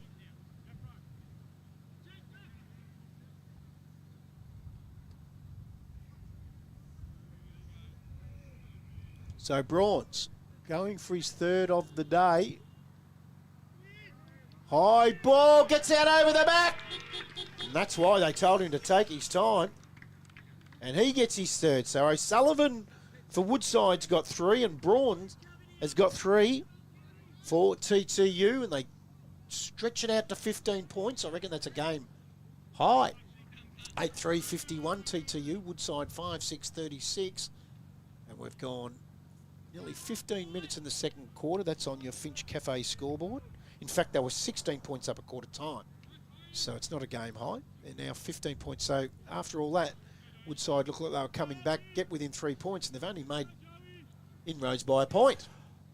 They started off well like they did in the first quarter, and they sort of died off as the quarter goes. So I don't know if it's a fitness level or the changes as they rotate into the quarters. So they're away here, the Wildcats. They'll go inside 50, fall short, fed out, hurry kick. Oh, he's there, he's goal. again. Here we go. He's got his 4th for the quarter, the big fella. Mick O'Sullivan. All within about 20 metres as well. And it was Brodie Stainer that got it to him. Did very well under a lot of pressure there. And they nudge back. Here it is here. Just watch that kick inside. Stainer gets the handball. Quick kick around the body. And that was great vision. And O'Sullivan gets his 4th. They are 8-3-51 TTU. Lead by 9 points. 6-6-42 Woodside. 16 gone second quarter on the Finch Cafe scoreboard. Just watching Guy Sinclair there. He can't believe what's happening there. Playing on O'Sullivan. No, you would I could have seen him. He was just shaking his head. wouldn't be happy, would you? 14-point leaders Yarram over Cowar. 33 points Hayfield over Churchill. Get a restart. Glengarry, 23-point leaders over Rosedale at the moment in the second quarter. And we haven't got a score of Gormandale Sale City as yet. Umpires pulled a high free kick. Quick hands off from Seagon.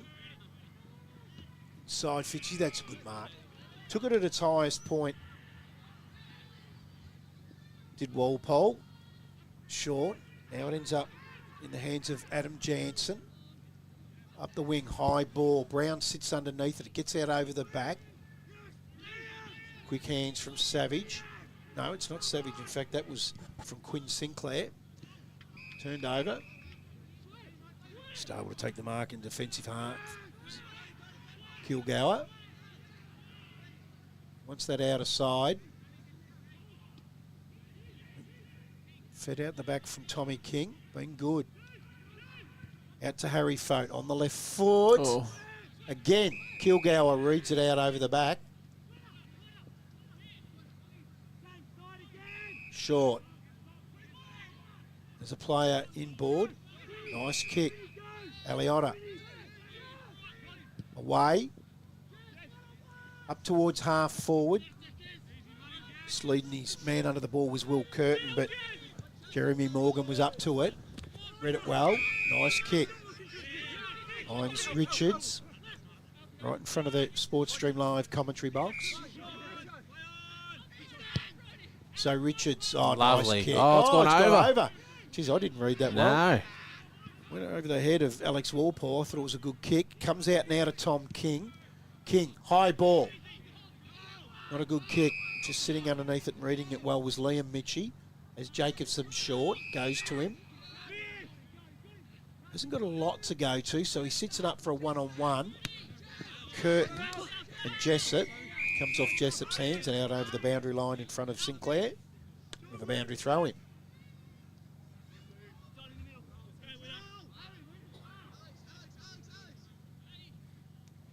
Boundary throw in. Witchell. Jessup. Wants the boundary or does it stay in? It does. No, it doesn't. Ends up. Josh Morgan takes it over.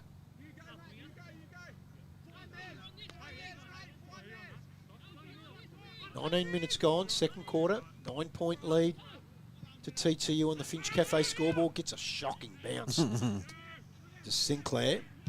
Fote, and it's Harry, kicks it inside, but it's going to come out. They're away. Willetton, tackled by Jessup, gets his kick away. Falling over was Stevens. Bouncing ball, ends up in the hands of Will Curtin. He's tackled, he's in trouble here. That's holding the ball. Free kick. Will be taken by Misson.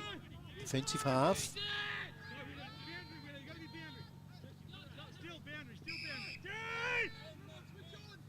Been good as Jeremy Morgan for the Wildcats. Taking all his time. Kicks it off the instep. Quinn Sinclair's underneath it. Punched away from him. Willetton feeds it off. Liam Mitchie inside 50. Again, it's Morgan. There's a teammate on the outside in Stainer. Goes to him. Stainer now. Goes close to Jacobson. Gets it underneath him, but doesn't get a lot on the kick. And again, Kilgour was in the way. He's been good. Just sets them up beautifully, doesn't he? Plays on. That's a high ball. It's a 1-on-2. Morgan drops it. Sinclair toe pokes it. And we'll have a bounce down on the 50 arc for the Bombers.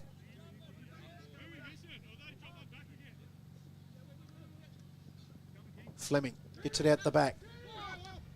White Oaks tackle. Comes out to Stainer.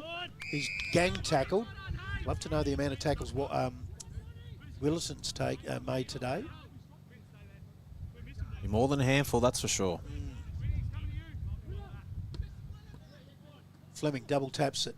Shark though by Walpole. He's tackled by Aliotta and we'll get a restart. 50 around from the Bombers' goal. Both ruckmen miss it. Willetton just taps it to his boot out of mid-air, but Not 15. Gets his kick. He's in trouble. Adam Jansen somehow got away. Hourigan couldn't trap it. Gee, I thought he might have been tugged on the jumper there, Richards. Not paid. Going to ground was Guy Sinclair. The player out the back, James Jacobson, gets around his opponent. Goes towards the arc. Just reading it better than everyone there was Josh Morgan. He wants the outer side. He wants Jessup and he finds him. Jessup now up the line. Well, doesn't know where it is. Lost it in the air there, did Cooper Ryan. Bucks a fortune. Wildcats clean up. They go into the middle. Cam Whiteacre, been good. 1-2, has a player on the outer side here. Short, not a great kick. Walpole feeds it forward. Harry Folk dives. Gets it. Tackle, Jacobson. Umpire says didn't have prior and will bounce it down. 22 and a half gone, 9-point leaders to TTU on the Finch Cafe scoreboard. Oh, beautiful hands from Willetton. Gives it out to Sam Curtin. Inside 50. Gets that out the back. Goes to ground as Denovan. Quick kick away, missing. High ball, Jessup traps it. Feeds it back to his coach. Johnson back to Jessup. Might have taken Sam Curtin high here, and he has. So outer side of the ground, Sam Curtin. They led by 16 points at quarter time. Finds Goddard. They now lead by 9. So they made some inroads. Here's Willetton. Inside 50. Takes the mark in front of Jeffs. Oh, short floater. That's not his best offering. Oh. Might have been taken high, was he? Or was he over the boundary line when it happened? So no free kick. Boundary throw in under the scoreboard. Right forward pocket for the Bombers.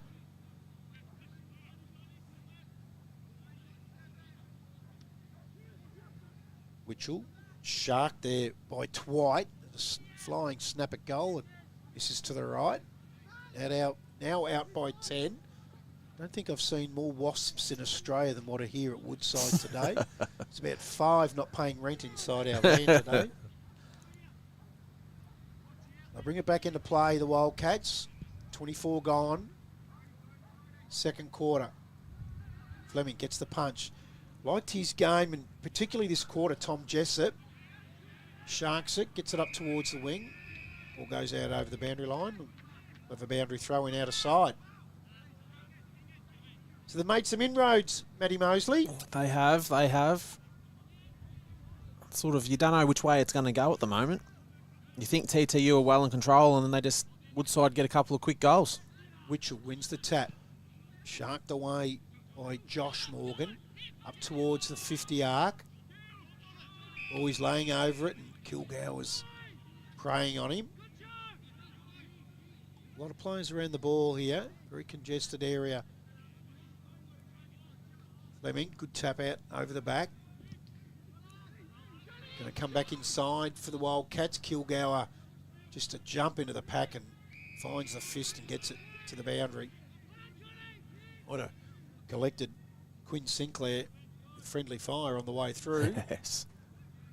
So on the boundary throw in, just inside 50. One here would make it interesting and get it underneath the goal if they can. The Bombers take it away. Good punch away though from Misson in the centre of the ground. They're able to get it out to the outside to Will Curtin. Lowers his eyes, but the kick isn't great. Young boy there. Couldn't take it, was Denovan. Wildcats now take it outside their defensive 50. Bouncing ball. Gee, that was good. Bad bounce for everyone, but in the end, Ashton Jansen read it well. High ball, and he read it even better, was Luke Johnson. Fed out, taken high, not paid. Gone. Holding the ball, or incorrect disposal, whatever they're calling it these days. Just he's been good, Kilgour. He has. He feeds it off. Up towards half forward. Comes to the front. Misson feeds it over. Morgan. Oh, turned it straight over. I think he was looking for Ashton Jansen, but put it straight down the throat of the Bombers. And Mick Jacobson to Willerton, middle of the ground. Goes inside 50. Oh, that's a great effort. Chopped it off, dived. Just smart footy from the coach. Ben Johnson. Short. So just controlling it at the moment. Hasn't got a lot to go to, though.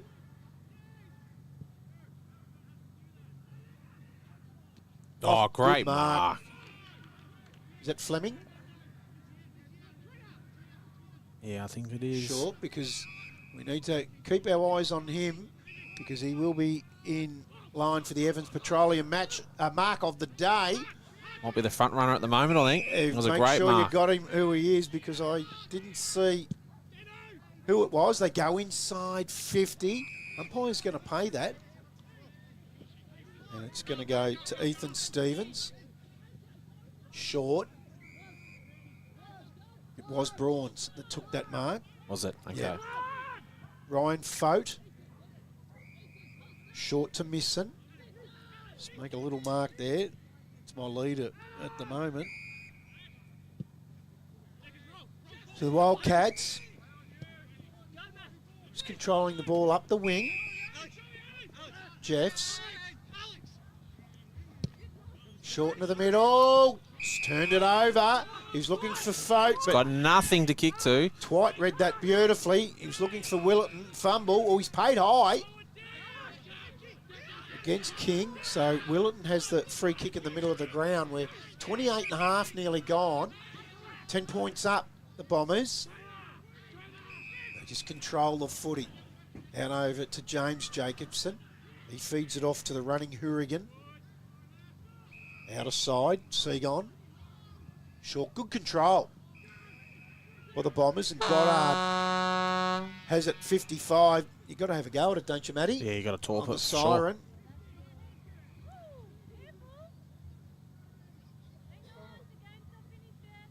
Anything can happen. Sometimes you just hit it sweet and it just keeps on going. So right on the siren, we will have the Electel halftime show after a short break shortly. As Stuart Goddard comes in, hasn't got one today. Let's fly from outside 50. Got the distance in the air. Accuracy was always going to be a problem from there. And 8-5, 53 TTU. They lead by 11 points over Woodside, 6-6, 42 on the Finch Cafe scoreboard. So they led by 16 points at quarter time. They now lead by 11 points. We might take a quick break. And when we come back from that break, we'll have the halftime show thanks to Electel. You are on Sports Stream Live for the AGL Loyang North Gippsland Football Netball League match of the day, thanks to Davey Pumps. We'll be right back as the Bombers lead by 11 points.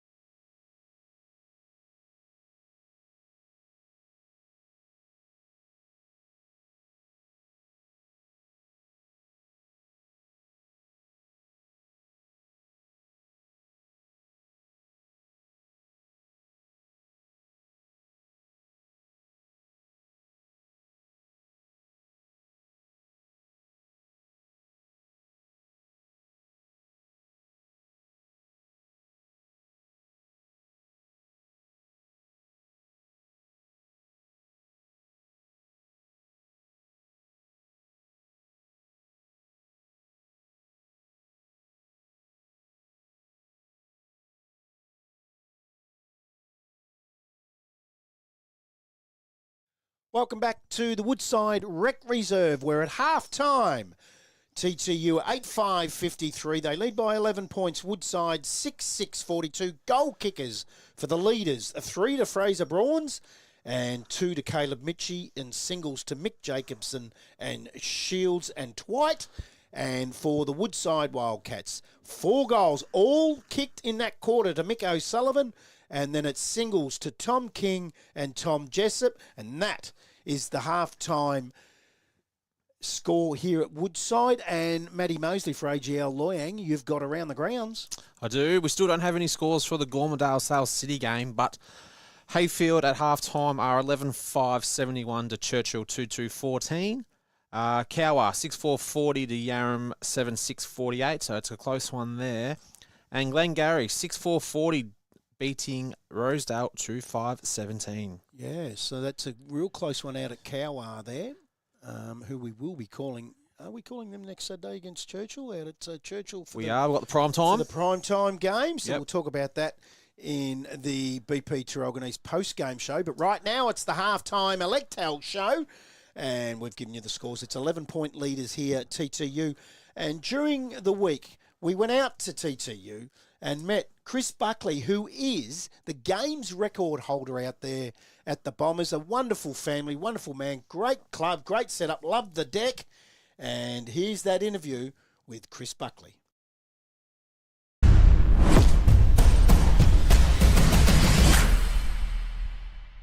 So, Chris, it's come about again, 203 days since the grand final. We won't talk about that one, but you ready to go? Yeah, we're ready to go. It's been a long pre-season. We want to redeem ourselves, so certainly from a senior point of view, but yeah, we're raring to go, actually. It's a typical year for most clubs. They lose a couple, but you get a couple in. Yeah, the old saying, you never play with the same guys the next year, and that rings true with us. We've lost a couple, but we've also gained a few, so we feel like we're still in a strong position, which is positive. So these two clubs know each other's games pretty well. They've played in the last 2 grand finals. It's 1-1. Does it sit in the gut over the summer, or is it really, you lose it really quick? Yeah, look, last year was tough to get over. There's no doubt about that. I think we all went away pretty disappointed the way the year ended. But, you know, once pre-season sort of came around, I think the boys really wanted to come out and, you know, prove everyone wrong again and get back on the train and do it all again. So I think our pre-season's been really, really good, and I think the boys, you know, will tackle this year a lot differently than what they did last year. But we're under no illusions that there's a lot of hard work to go through before we even get another opportunity, if that happens. But, yeah, we've done pretty well over the off-season. So. You're the game's record holder here at TTU, 417. So you've seen a bit of footy off this deck. Yeah, I've been here a while now. I think that's about 27 years worth. But, yeah, I still enjoy it. And, yeah, I've seen me fair share of highs and lows over that journey, but keep sucking me in. And, yeah, I'm up for another year. So, yeah. Now, apart from apart from today's game, we'll be out back here at TTU for Anzac Day, Friday night game, where you take on Rosedale here. That's going to be a big event. Yeah, it is. We penciled this in last year with Rosedale. It's something we used to do years ago. We used to travel down there and play under lights down there, but we've had our lights upgraded, and we want to showcase our club to the league and the rest of Gippsland. And yeah, there's been a lot of planning involved, and we think we'll draw a big crowd. It's going to be a huge day for our club, and obviously Rosedale as well, and that'll alternate now, hopefully going year by year. We'll go there next year, and we can continue that for the years to come. So now, today's game, it's good to see. It looks like Jack Brown, the coach, will play, and he's in pretty good nick. I've just had a look at him out there on the track. He's looking pretty fit. Yeah, Brownie probably didn't have the season that he wanted to last year. He came in probably halfway through the year and just didn't get himself right. He just wasn't fit, and I suppose the older you get, the harder it gets with no pre-season. So he went away and had a good think about what our team and club needs, and he's got himself in really good shape, and I think we'll see some good footy out of Brownie this year, no doubt. Now, he was named coach of the team of the year last year for North Gippy, the AGL North Gippy side. You had 6 players in that team last year. Right now, over the summer, has there been anyone that's really stood out and you've thought, gee, I reckon he's going to have a good year? Yeah, it's a strong side, and there's players all over the ground that are worthy of recognition. Couple of, one guy in particular, Sam Curtin, who's come to our club. He looks really, really good. We're looking forward to seeing what he can showcase. Brother of Will that played for us for a couple of years now, so getting him to the club, just that bigger body, taller midfielder, we think would be a great asset. So. Chris, just got to thank you for the hospitality tonight. Thanks for joining us. Good luck today on the big one out at Woodside. We'll see you here, Anzac night. Looking forward to that one. All the best for you and all the best for today. Thanks, Brad. Cheers. It was a great evening out there at TTU, and I've got to say, Matty, here at the Electel halftime show, I miss Clubland, and this year I'm making it my aim to get out to every club that we're calling each Saturday during the week. So next Tuesday I'm going to be out at Cowar, and Thursday I'm going to be at Churchill. Yep. To catch up with everyone and have a chat and get an interview with. It doesn't have to be the president. I've already interviewed for the Be North Gippy podcast the Churchill president, Mark Ainsworth.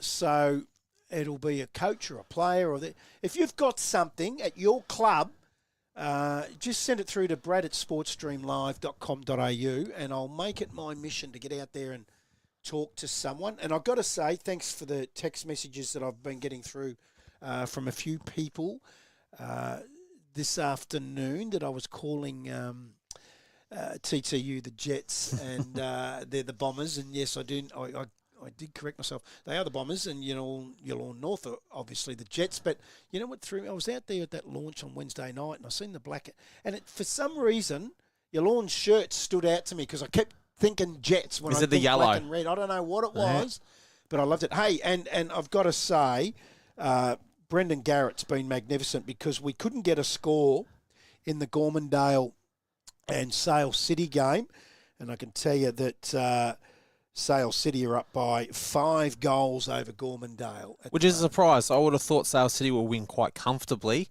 but they're showing a bit of fight so far, Gormandale. Yeah, thanks for that, Brendan Garrett and all those other guys that are sending through those texts. It's great. Keep sending them through, whatever you've got. We are in the halftime Electel show, and so far we've got a contender, we think, for the Evans Petroleum Mark of the Day. And who is that, Big Matty?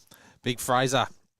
Good mark on that outer side, wasn't it? It was, but I've got a goal of the day as well. Oh, have you? Yeah, I do. I liked it in the second quarter. Here's that mark. Look at that. That is a very, very good mark. Right now, that's the leader in the the Evans Petroleum Mark of the Day. But you've got a contender for the Massaro Motors Goal of the Day. I did. It was in the second quarter. It was Flynn Shields' goal with the snap that was through a pack, and he sprinted through the pack and did a check side through the goal.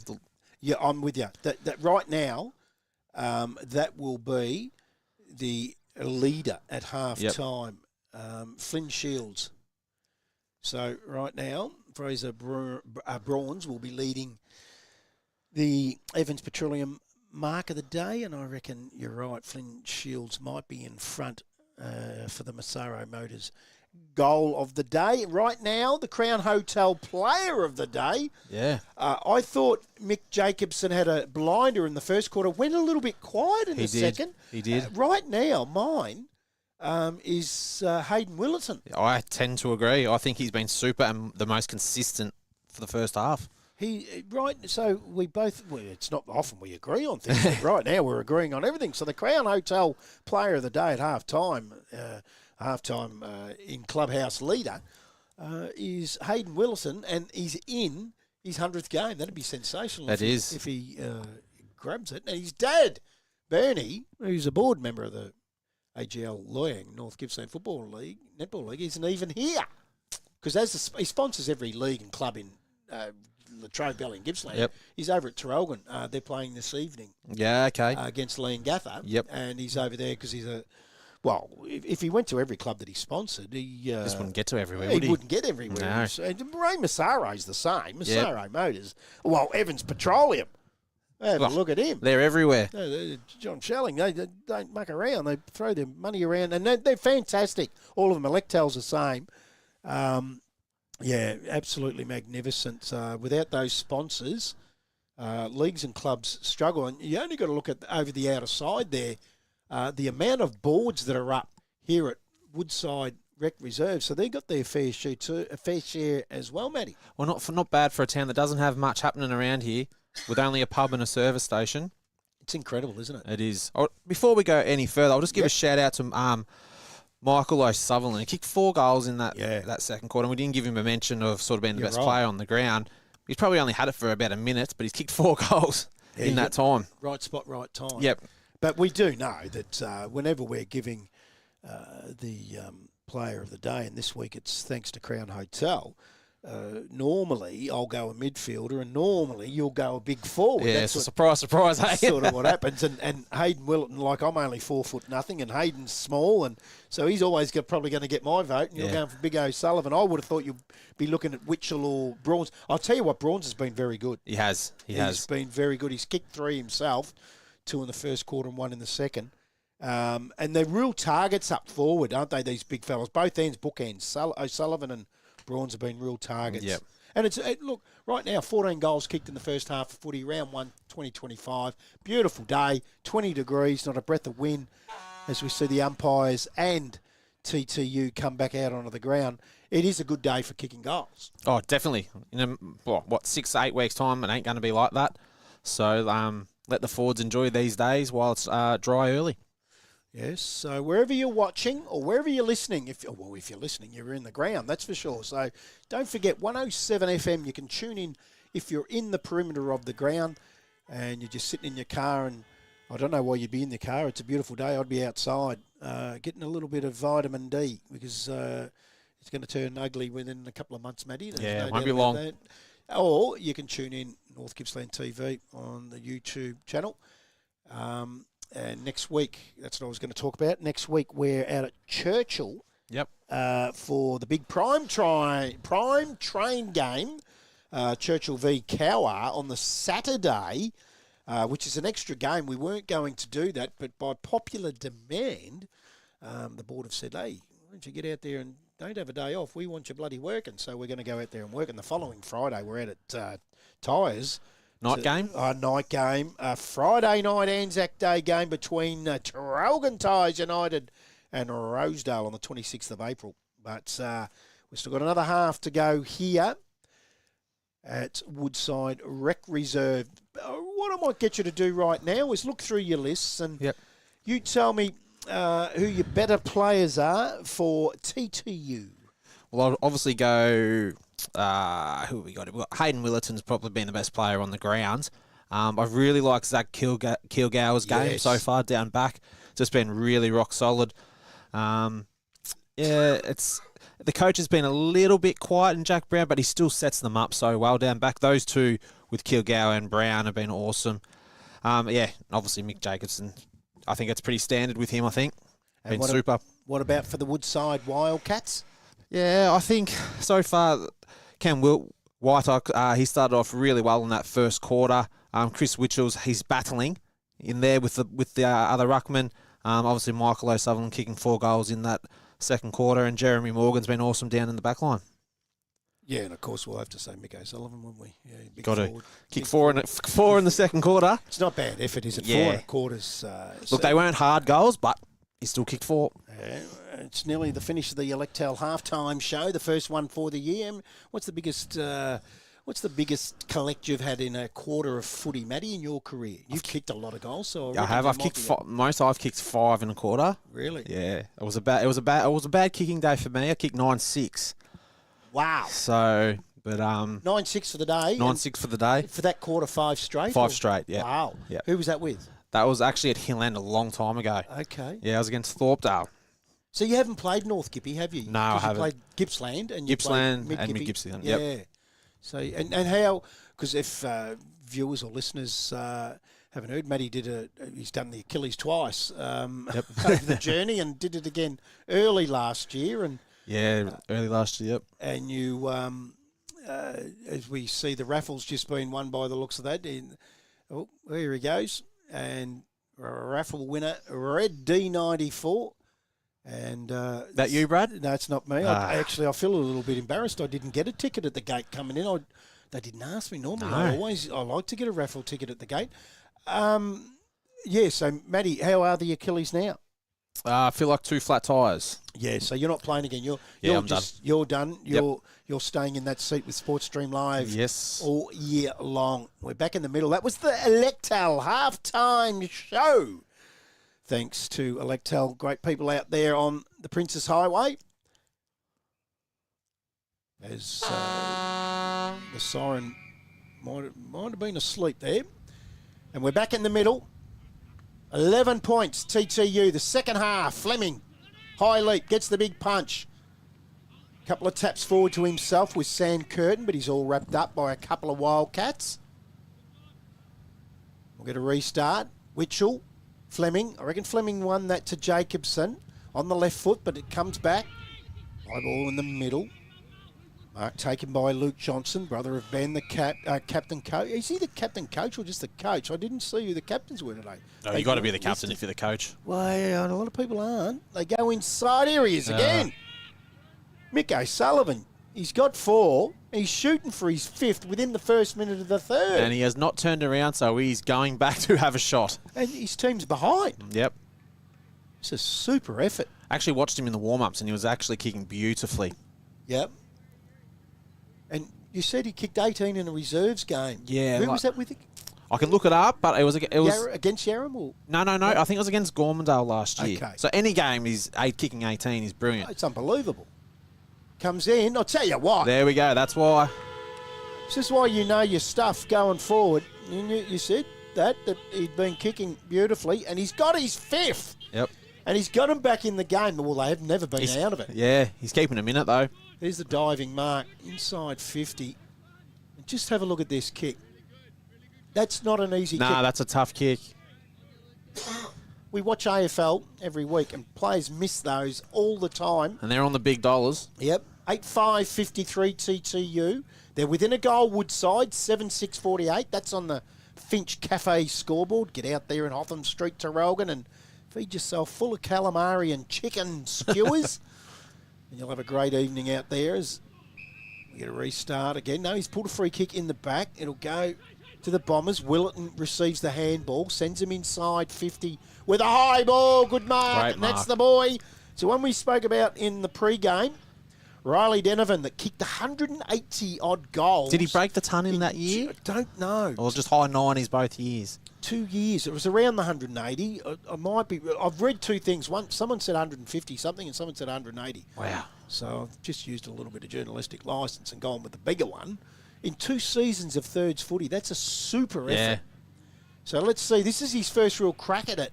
He's beautifully balanced, but he's missed that to the right. He's a beautifully balanced kick, though, Matty. He is. Just go back with O'Sullivan. I was 17 against Glengarry. 17 against Glengarry. Yeah. That's unbelievable. Well, he's got 5 here today, and we're only still inside the first 3 minutes of the third quarter. So they send it out. It's going to come back, though, with a bit of interest. High ball. Oh, look at Willetton at the front of that pack. Oh, well done.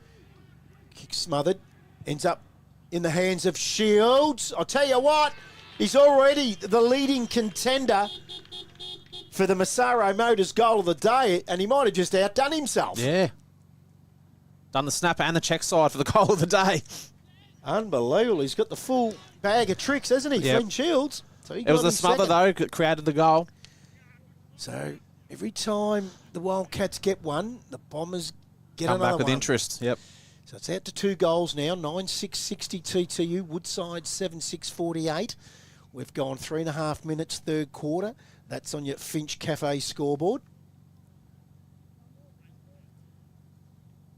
So, 2 goals the difference. It's always been hovering around that 12 to 15 point mark. Fleming wins the tap. Gee, I've liked Sam Curtin's game. Gets to the right spots. Morgan toe pokes it off the ground. Then he goes in after it again.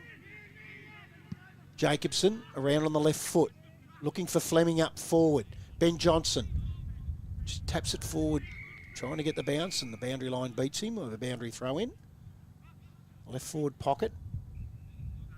The Bombers.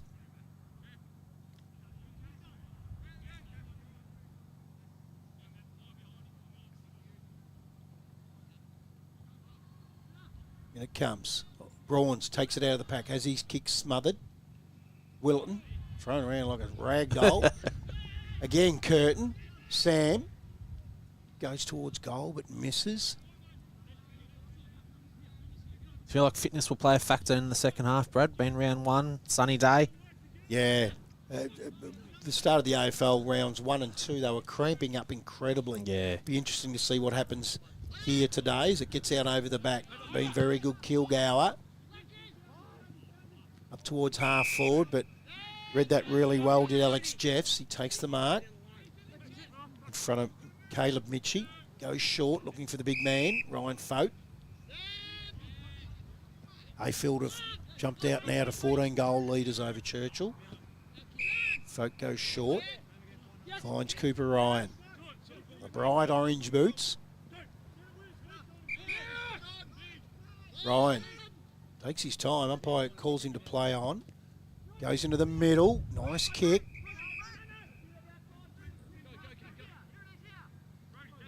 Stoner.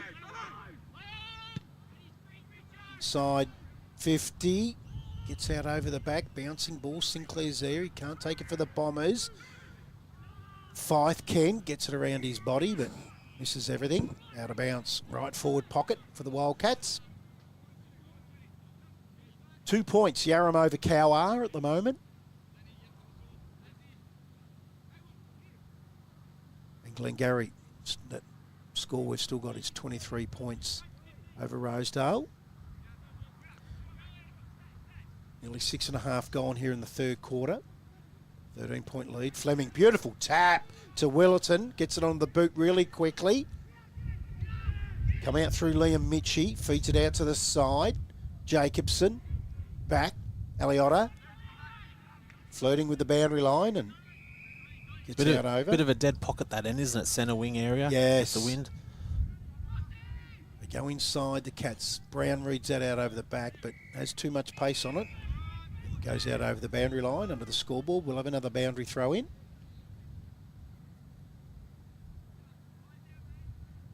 So yes, that Cowar Yarram game looks like a nice close game. Is it the improvement of Cowar or the downslide of Yarram? Interesting, yeah. Time will tell as Fleming wins the tap to Jacobson. Beautifully done. Then he taps it on. Bouncing ball to Mitchie. That was Liam Mitchie. And out under the scoreboard again. Another boundary throw in. 7.5 gone. 13-point lead to the Bombers.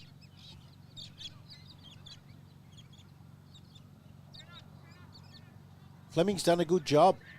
And he's this guy. There he is again. Hayden Willerton is just knocked up getting possessions. Followed and his then own goes footy. in after it again. Unbelievable. I'll tell you what. I've seen his And dad, again. I've seen his dad play, and he's got his dad covered. Yep. He goes up towards half forward. I'm only joking.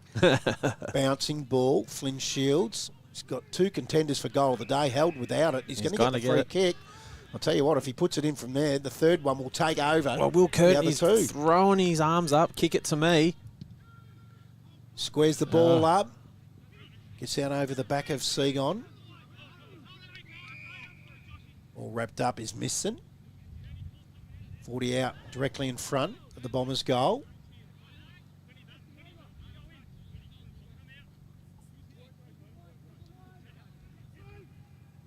Comes out. Hurry kick forward by Denovan. Bounce down. 15 metres out directly in front. Wildcats can't afford to get one kicked on them here. That would take it to a game-high lead. It's currently 13 points at the moment. Oh. Taken out by Brawns. Oh, he's called. Made a throw. Yeah, Has he? blindsided that too, and he's called it. Sometimes umpires can do that. They play what they think. Instead of what they see. Yes, as Luke Johnson takes it away. Brown underneath it. Had it punched away from Kilgour, actually. I thought Brown had that covered and would have marked it, and Kilgour just apologises. Crunch the coach. Well, it's the one person you don't do it to, Nah. buddy. It's the coach. In it comes. Oh, geez, Mitchell had a handful of jumper of Fleming, not paid. Yeah. High free kick. That was there. It was a good call. I've got to I say, seen it.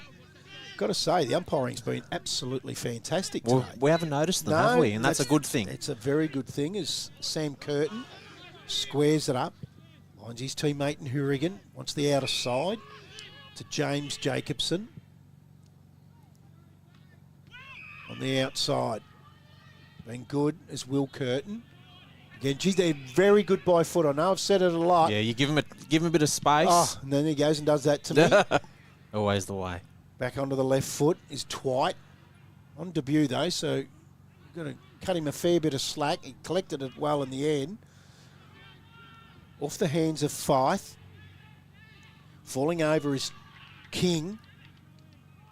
He's going to, bad bounce for Harry Fote. He had it covered. Oh, it's bouncing everywhere at the moment.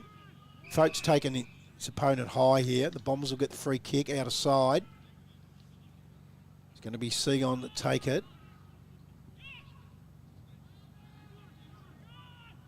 Beautiful day here. Woodside Rec Reserve as Goddard dives forward. He just can't hold the mark, and they pounce in on him. The 11 minutes gone. Still 13-point leaders, the Bombers. Sticking with your Bombers tip at the start of the day. I went the Wildcats. Yeah, I'm still confident with TTU. Yeah, I think you might be right. They both go early. Mitchell goes in after it. Gee, he crumbs his own taps a lot. He does quite well in that area at ground level. Big Chris Mitchell. Brown. Hard body. Jessup. Good hands out on the outside. Fote. On his teammate and Jeffs. Feeds it off to the backside to Morgan. High ball. Geez, I'll tell you what, Kilgour's... He's going up and best on ground, isn't he? He's been absolutely unbelievable, and he's a contender for the Crown Hotel Player of the Day, that's for sure. Squares it up, still inside their defensive 50 to Jacobson. He's got both feet. He showed that today, left or right, doesn't matter. Stainer met solidly, taps it forward. Overrunning it there was his teammate in Jansen, that's Ashton. They go up, out of side. That looks like Goddard. Half back. He'll go short.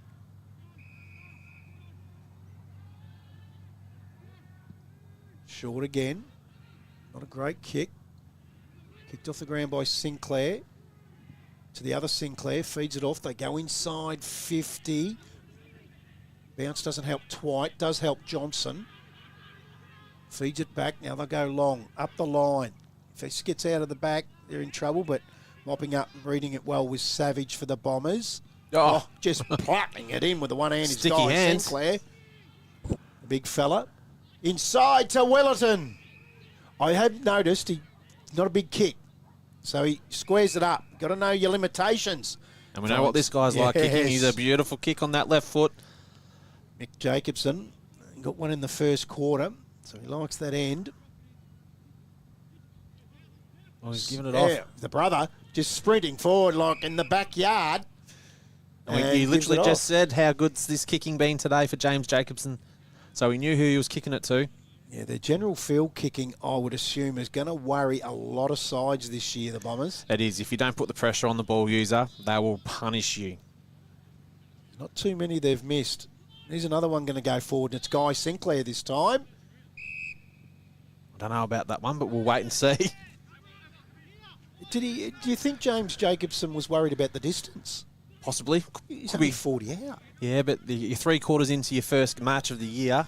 Guy Sinclair's not that much closer, and he's on more of an angle. He's got bigger calves. He might go the distance. Well, Mickey Robinson, our cameraman, is right behind this in a beautiful position, but he's going to miss to the left.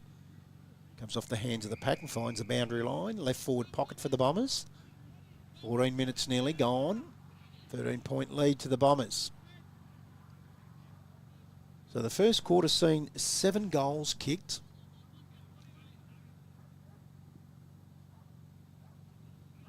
And this end seems to be the one. Johnson, hurry kick out towards... Oh, I don't know why he would have tried to kick that in, Richards, because it was all Bombers. Handball over the top of the head. Now they're away here They're to lining Sam up. Curtin. James Jacobson. He wants to give it off short again. And it'll be young Twite on debut.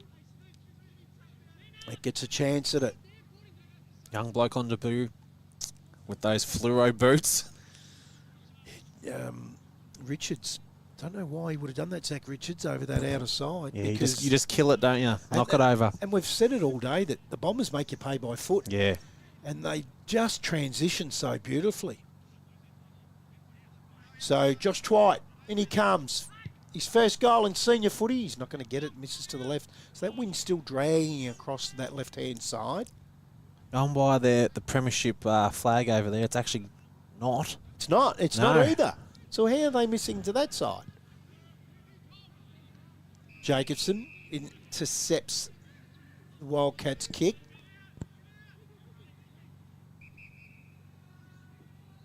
Oh, look at this guy. Sinclair on his own again. Drifted forward, but well done by Jessup. Read it beautifully. He's got a player out. They're all out Sullivan, here. look at him. Just got to sit for your 6th. You've got the bounce. Goes inside 50. Oh. Misses to the left.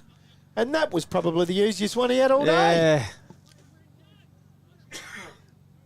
That would have been a really uplifting goal. Yeah, they've had all the play at TTU and they could have got one back for the Woodside Cats. Tom Jessup, just a sensational intercept. As the Bombers come out through Hourigan, outer side, Morgan, he's wrapped up. Ooh, was that a slinging tackle? Umpire says no. Taking his time to get up though, and limping off, so okay. Ball up, out of flank, comes back out to Morgan. He was tackled high then. I thought he was against Savage, not paid.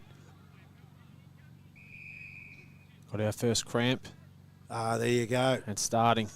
Yes, it's normally the way, and it's quite warm out there. I can't see who that is on that outer side. Keep your glasses on that. Might be Fote. Might be Big Fodey. So free kick will go to the Wildcats. Yeah, it's Fote. Is it? Yep. So Cam Whiteoak sends him inside 50, looking for the big fella again. You know, Sullivan that just had a big opportunity to kick his 6th. He couldn't. They're away here through Josh Morgan. Takes 2 bounces, balks, handball straight into Jacobson. And Sinclair's just going to get him out of jail. Goddard can't take the mark. Ball goes to ground. What was Josh Morgan thinking then? Oh, and the players were just lining up as well.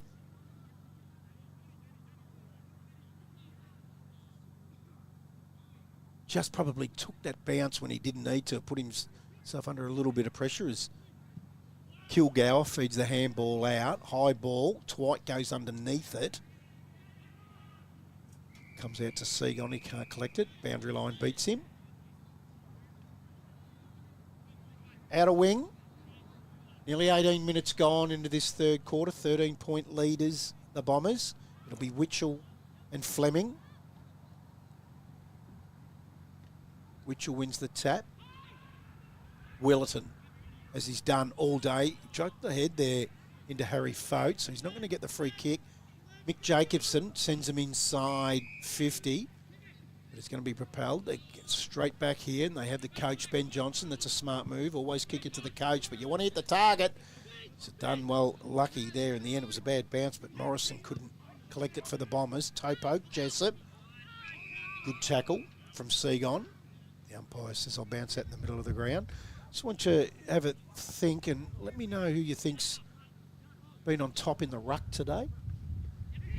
Yeah, it's a tough one. Witchell, he just wins a lot of taps, but they're not to advantage. As you say, he's doing a lot of the roving to himself. Not as creative as probably the TTU ruckman that have been going through there. The TTU ruckman in Braun's going forward and kicking 3 goals. Yeah, that's the difference, isn't Yeah, it? probably. Comes out to Morgan. He gets another chance here, and he's going to get a free kick. And he can make amends for the running into an open goal and taking a bounce and having his handball smothered. Is Josh Morgan. Hasn't got one today. He's been good. Definitely a tough spot to kick a goal from as well, even though we've seen O'Sullivan do it earlier. So Oh, he's going to get there. And he That's has- a goal. Yeah, I'm sure that's got through. yep. It has. So it's still game on here.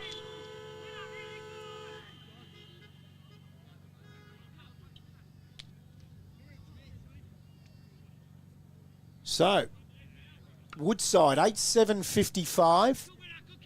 They trail TTU 9-8-62. It's a 7-point ball game. We've gone nearly 20 minutes into the third quarter. That's on the Finch Cafe scoreboard.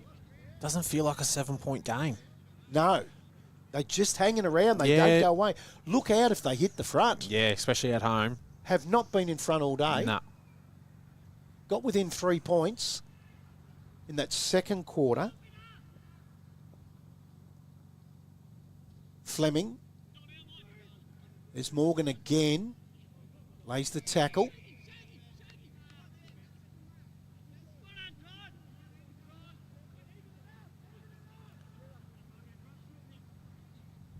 (50-50) win that one.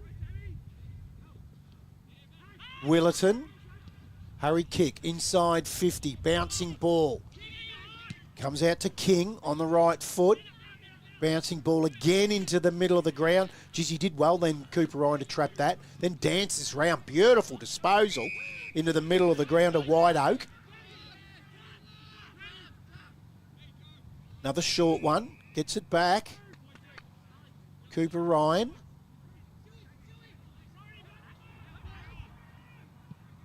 Short inside. Good hands, good kick.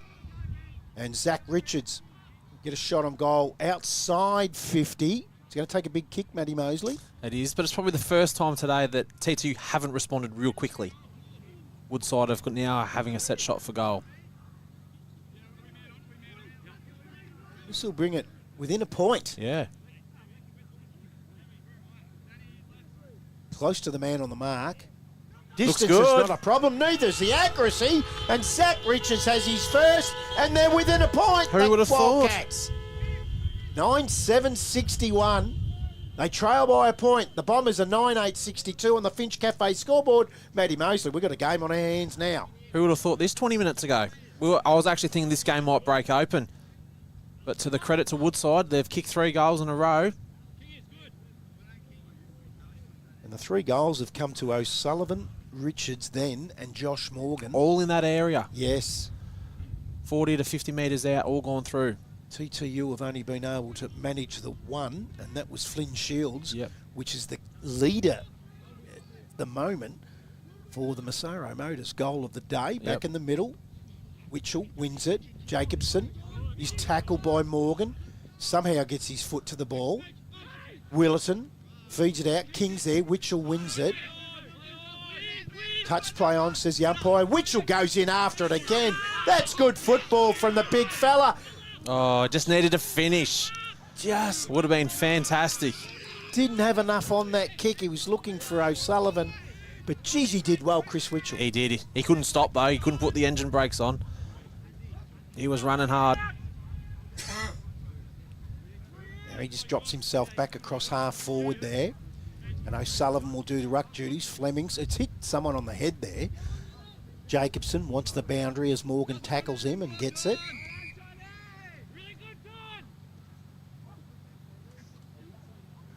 Not too far away from three-quarter time, I would have thought. Where they have won the quarter, the Wildcats thus far. Willerton tackled. Restart. Still inside 50 for the Wildcats. And a kick behind play, Brad. Woodside are really squeezing them up. O'Sullivan, right foot, snap around the body. Does it get out? Over the back it doesn't. Comes off the hands, rush behind. He's dangerous. It's all tied up. He's dangerous. He O'Sullivan. is. He doesn't look like a footballer, but he creates something.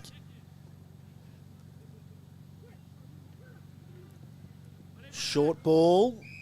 Dangerous, but finds Liam Mitchie. In the middle, over the head of James Jacobson. Richards nudges him under the ball. O'Sullivan didn't really look. Gets the ball to boot quickly. Punch at the front. Whittleton wrapped up by Jessup. Still gets the handball out. Richards goes in after it again. He's tackled. Lays off the ball. Wants a free kick. Not going to get it. Umpire says play on. Out to Aliotta. Quickly tackled. Gets his hurried ball up the line. Bombers now into the middle of the ground. Witchell's there. It gets away from him. Wind drags it. Sinclair, handball to Jacobson. Back to Willerton. Takes a bounce through the middle. He's off. 2 bounces. Lowers his eyes. Hits up a target in Twite. Twite now. High ball. Mungrel. Torp. Doesn't sit well. Now King for the Wildcats. He's going to send them back inside 50. Bouncing ball. Doesn't favour Fife. Again, defending well was Liam Mitchie. Finds the coach, but the coach has turned it over, and he's hit Josh Morgan. 25 and a quarter minutes gone, all tied up. Morgan sends him inside 50. Oh, he's nudged him under it, Richards, and the free kick will go to Kilgour.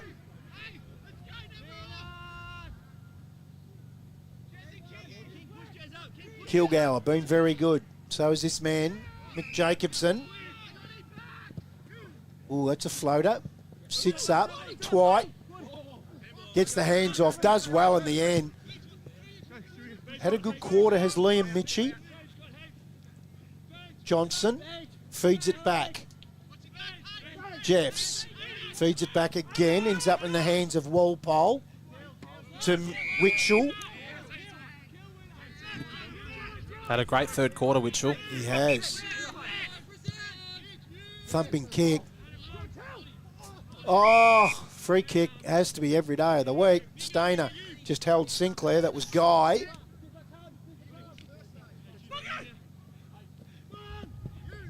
Short up the line. Good punch from the front. With courage was King to Morgan. King. Fresh air shot. We're going to get a bounce down centre wing position on the Sports Stream Live broadcast side of the ground. Beautiful day. Round 1. AGL Loyang North Gippsland Football Netball League match of the round, and we have a beauty. It's all tied up. They go inside. O'Sullivan bouncing ball. Keeps it in. Feeds it back to Fife. On the right foot. Does this stick? Beautiful kick. Great lead. And they're going to get a shot on goal from Stainer deep in the third and could hit. The phrase 50 metres. Oh. I think that was lipped from Willerton. And Bit of frustration coming through. They will hit the front. First time in the game, and there's another man cramping for the Bombers inside their defensive 50. Tides are turning here. I don't normally mark them in the book, but I'm marking this one to Brodie Stainer. And he's got it. They've hit the front by a goal. Took them 27 minutes into the third quarter to take the lead. It just shows how dominant TTU have been. It'd be very deflating if you're a TTU player being dominant for so long and you're actually not in front. 9-8-62 TTU. They only kicked the 1 goal this quarter. Woodside 10-8-68. They've kicked 4 on the Finch Cafe scoreboard. 28 gone third quarter. I've got to ask you the question, Matty Mosley. Yep.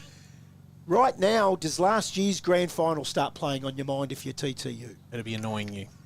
It would be annoying you. Where 20 minutes ago, it wouldn't have even been on your mind. Nah. Like, here we go again. Witchell, and there it is. 3-quarter time, and that would put a spring in the step of Ben Johnson coming into his 3-quarter time speech, no doubt. Woodside, 10-8-68, now lead by a goal. over TTU 9-8-62. That is on your Finch Cafe scoreboard. What a game. So we'll go to a break. It's 6-point leaders to the Wildcats. Have we got a last quarter coming up for you in the Davies Pump AGL Loyang North Gippsland Football Netball League match of the round.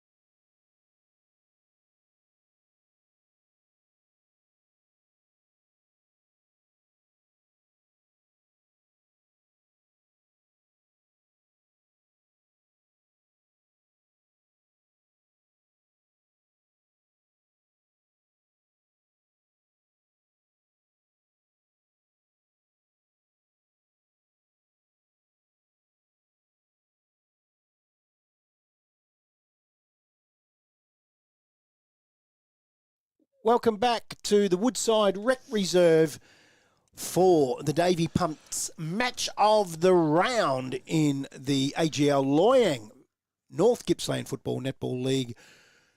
Round one match of the round, hey. It's come around very, very quickly after a long, hot summer. And you know what? It's a bit of the same from the grand final. It's Woodside up by a goal at three-quarter time.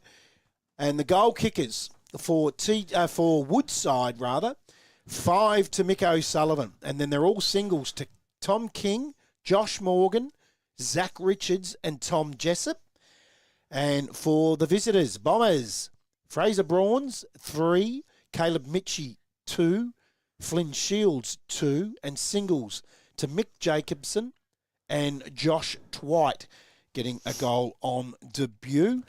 And you have some, for AGL Loyang, you have some around-the-ground scores. I do. We still don't have anything from halftime from Gormdale and Sale City. But we do have Hayfield 22-10, 142 to Churchill 2-3-15. So that's starting to get a bit ugly there for Churchill. A cracking game with Cowar and Yarram. So Cowar 9-8-62 to Yarram 10-8-68. Only a goal in that. And Glengarry versus Rosedale. Glengarry 10-6-66 to Rosedale 4-6-30. So I don't normally look at my phone on a Saturday, and I've just got to tell you, Matty, I've just got a message from you, and you've asked me earlier today, what time am I getting to the ground? Well, I can tell you, Matty, it was midday. Okay. You sent me that at about 11 o'clock this morning. I've just looked at my phone to see if I had any messages. You're a bit behind. And I've just read your message, so I apologise for not getting back to you. So there's some... is there any surprises there? Matty, I think we've picked every winner Glengarry and Rosedale. I thought Or Rosedale leader. had a pretty good year last year. Made a bit of inroads from the year before. Actually, I think I tipped Rosedale on the podcast. I Yeah. can't remember. But Glengarry would be pretty happy with where they are at the moment. Yeah, so the other real close one we're going to keep our eye on there is the Yarram Cowa. That's an absolute ripper. And I've got to say, keep out at Churchill. They knew Where they're at. And what they were doing this year. And sometimes they're a hard year, but you can get some real strength from it down the track. Well, they have good juniors, don't they? They made it to the grand final last year.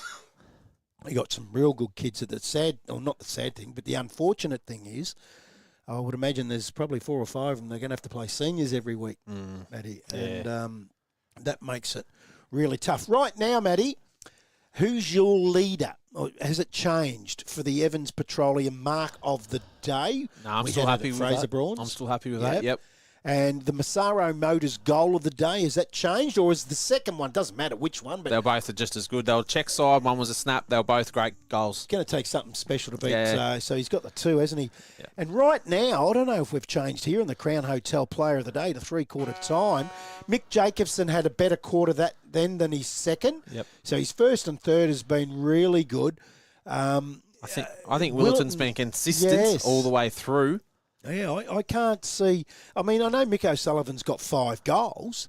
The other one that I've liked the game of as well is Tom King. He goes unnoticed, but he's in and under. He works hard. Yep. And he's had a bit of the footy. And Tom Jessup had a really good quarter. So did the coach that for quarter. Woodside. He had a great quarter as well. Yeah, Benny Johnson. Yeah. Yeah, so they've got some really good players. None of them are standing out at Woodside. They're all No. just chipping away together. Cam Whiteoak's been good too. And for the Bombers, who have you liked for the Bombers? Oh, your normal players who have stand out all day. You've got your Willettons, your Jacobsons, your Kilgowers. They've all been pretty well, but you say how good they've been, they're down by a goal. Who would have thought? Unbelievable. Yeah. So at quarter time, it was 16-point lead to the Bombers. Half time, 11 points to the Bombers. And at 3/4 time, it's 1 goal to the Cats, the Wildcats. 10-8, 68. And they lead the Bombers 9-8, 62. So, big turnaround. 3-goal turnaround. So it's all here to be won, and are they going to be, is it going to be playing in the heads of last year? Round 1 last year, grand final this year, round 1 this year. Yes, yes. Bit of a ring to it. Interesting. Here we go. Around 25 minutes, a little bit more of footy left in round 1 of AGL Loyang North Gippsland Football Netball League. Slinging tackle.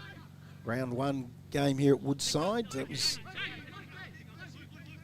taking a while to get up then was Sam Curtin. It was against him. So the Wildcats go short to 5. Plays on. Oh, what a beautiful kick. Quickly feeds off from Folk, finds a teammate running past in Ryan. And who's he hit up? Matty Mosley. O'Sullivan, what's he going for? His number 6. Yes. I mean, he's a beautiful kick. That was really quick footy. It was. But if you're Guy Sinclair, then there's nothing you can do about it. You can't be hard on yourself with that. The original, or the first kick there from Joe Fife was just superb It to was. Folk. And the quick hands off to the running Ryan. Yep. Superb footy, Wildcats. Oh, is it coming back? No. We've mozzed There's him. been a lot of shots missed to the Yeah. left-hand side up the top there. They go out to 7 points, though. Handy point, though. Always. Could be handy for later on in the quarter. Just noticed Josh Morgan might be playing a bit of a run with role on Willetton at the moment. Probably a smart move. Yeah. Kilgour. He's one who should be in the conversation as well for the Crown Hotel Player of the Day. Goes back to Sinclair. Going to get out of trouble. Inside the centre. He's going to come back pretty quickly. High ball. Reading it well. He's been good too as Sam Curtin.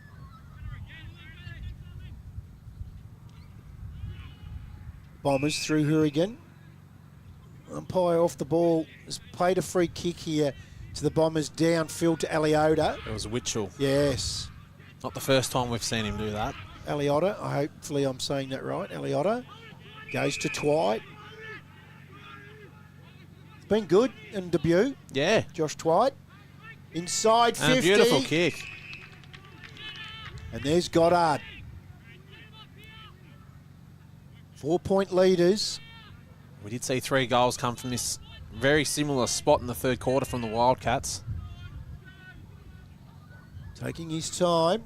Yeah, it's going to take a good kick here. Yeah.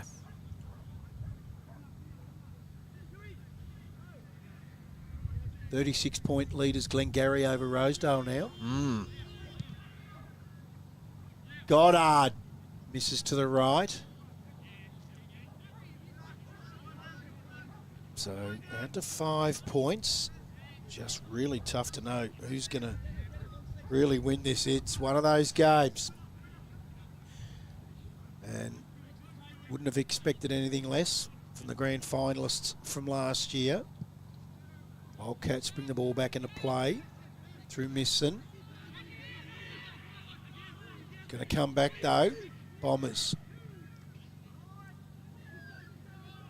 Oh, the bounce. Oh, that's a goal. It is. Now, do we give that to Shields? It's Shields. I thought it might have come off Goddard or someone's foot in the goal square. Shields is the new clubhouse leader again, isn't he? Well, he's had 3 opportunities. That is unbelievable. I reckon he held it for all game, and then Braun said, no, and then Shields said, hey, hold on. I'm coming back. What do you think? Nah, I'm still going to go with Fraser. Are you? Yeah, that was a nice goal. Was a nice goal, but gee, that's a long goal. Very important goal too. Get was. 11 points in front. Been good. It's kicked 3 now. Yep. Flynn Shields. So they go to 12-9-81, out to 11 points. Woodside 10-10-70. That's on the Finch Cafe scoreboard. Oh, good tap from Fleming. Comes forward. King, umpire blows his whistle. High free kick. Going to go to Woodside. And it's going to go to Luke Johnson. Short to his brother Ben. Over the top. Wide Oak. Oh, he's called him to play on. He must have moved off his line, did he? Not that I've seen. Me neither. Kilgour feeds it off. Oh, that sounded bad. He ran straight into Witchell and he's hurt himself. He's a big man, Witchell. Yeah, the smack sounded terrible as Jacobson feeds it off to Shields. Gee, he's having a couple of minutes, isn't he? Feeds it back to Twite. Tackled by Luke Johnson. Now Fife. Short. Jeremy Morgan. Out of side. Finds Jessup. Got a little bit of quiet since half time, Jessup. Kick's not great. Jacobson gets it back into 1-2. No, he doesn't. Jessup intercepts. Quick handball to Adam Jansen. Goes inside. O'Sullivan just sticks out the left Duke. Tries to keep control of it. Handballs it out the back. Jack Brown tackled. Feeds it back off. Sinclair dives. O'Sullivan gets his foot to it. Oh, is that holding the ball? No. We'll have a bounce down.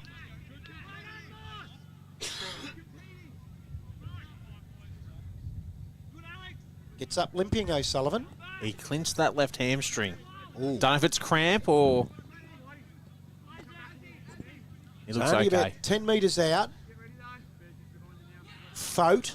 It's Ryan. Feeds it out. Oh, Morgan has his kick smothered by Kilgour.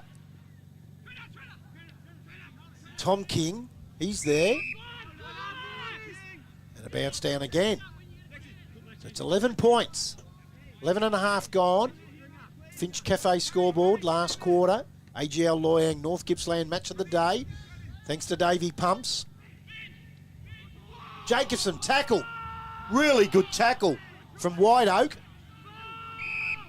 Gee, they took their time whistle there. I thought he was going to give Holden the ball. So did I, because he took that long. Yeah. I thought, he's That's what normally happens. Up it goes. Won by big fella Fote. This is going to be stoppage after stoppage here, and that's... Playing into TTU's hands. Yes, until they can get out. If they can knock 2 or 3 minutes here, all of a sudden you're up to 15, 16 minutes into the quarter. Throw a blanket over 20 players around that ball. Yep. Going to be hard. Looking for a free kick was Wide Oak. Umpires having none of it. So a little boundary throw in, left forward pocket for the Wildcats. They trail by 11 points, 12 and a half gone.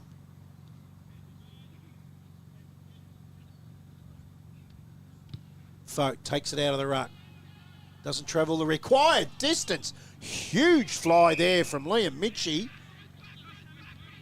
Umpires paid a free kick. It'll go to Aliotta. On the left foot. Out of side. Brawns can't take the mark. Handball comes out towards Shields. They're away. Denovan gets led underneath it. Takes a good mark, does Adam Jansen. Short to the case. Benny Johnson has Stevens wide. Goes to him. Sports Stream live broadcast side of the ground.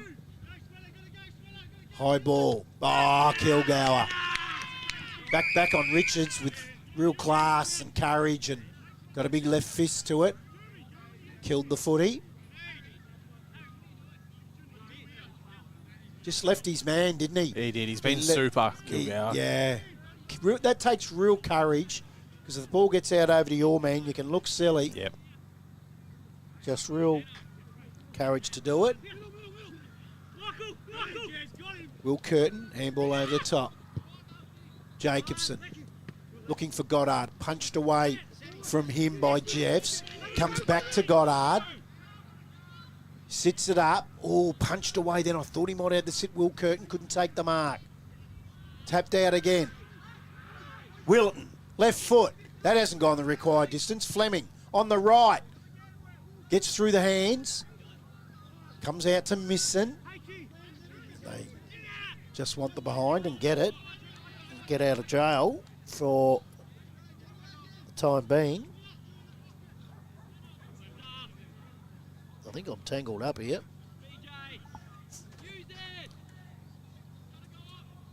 Short. Johnson, left foot, out of side.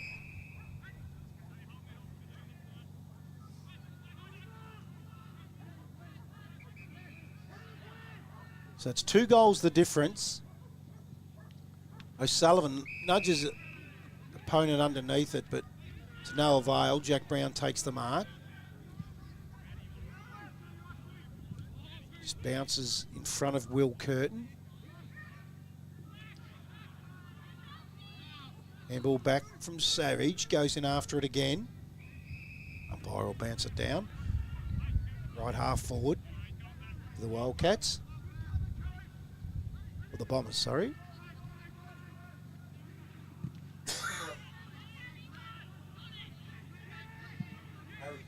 Harry Fote, left foot, up the line. Comes off the hands of Hourigan. Trickles out over.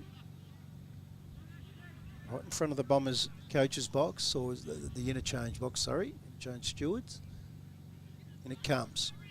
Fote, Bronze. No one really won it. Morgan has his kick smothered well by Seagon. Going after it again. Oh, Stainer. Well controlled. Did well, didn't he? Just did. Good body use, strength. Protected that ball drop area. That's a great mark. Is that in line for the Evans Petroleum mark of the day? You've got Brawns at the moment. I don't think it. No, but I hope he finishes off his good work. Yeah. We stuttered in, but I don't think it's going to matter. Is it going to get there? It didn't get there. Just a stuttered approach from 35.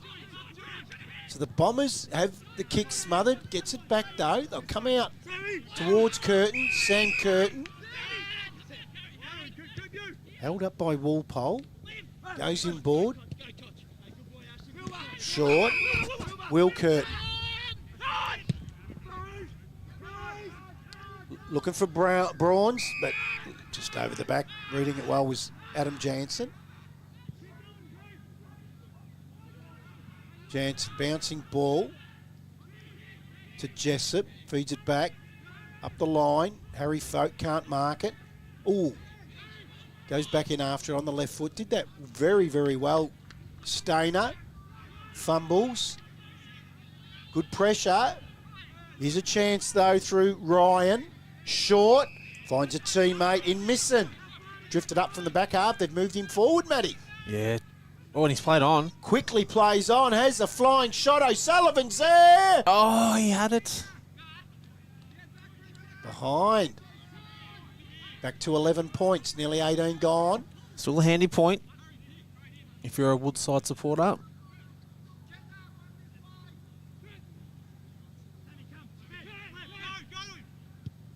Sam Curtin runs, but the kick's poor. Jeffs. Oh. 50. Wow. Would love to see the replay of that. That's a lay down Mazaire. He's only going to be about 5 metres out. Yeah. Was there any movement? He's not complaining, Sam Curtin. So we might have a look at that after the goal, if he kicks the goal. So Alex Jeffs hasn't kicked one today, and this one will put him in within 5 points. Very important indeed. In he comes. He's looking nervous. Another stuttered approach at goal.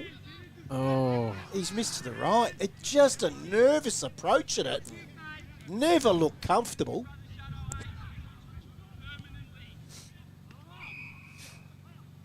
Well, they've had the opportunities the last 2 or 3 minutes. They have. James Jacobson goes to the outer side. He was looking for Willetton, who's been quiet in this last quarter. Harry Folk gives it off to White Oak. White Oak goes inside 50, looking for Richards. Couldn't take the mark. Stainer feeds it out. Here's a chance. Lukey Johnson.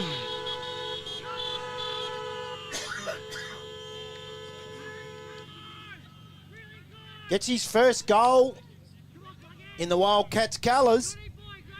And a very, very opportune time to do it. There it is. So they're within 4 points. Woodside 11-12-78. TTU 12-10-82. That's on the Finch Cafe scoreboard. We've gone 20 minutes nearly into the last quarter for the Davy Punts. Match of the round in the AGL Loyang North Gippsland Football Netball League. Grand final replay from last year. Within a goal now, Matty. Don't we have an important 2 or 3 minutes? Oof. So, in the middle, Fleming and Fote. Willison off the ground.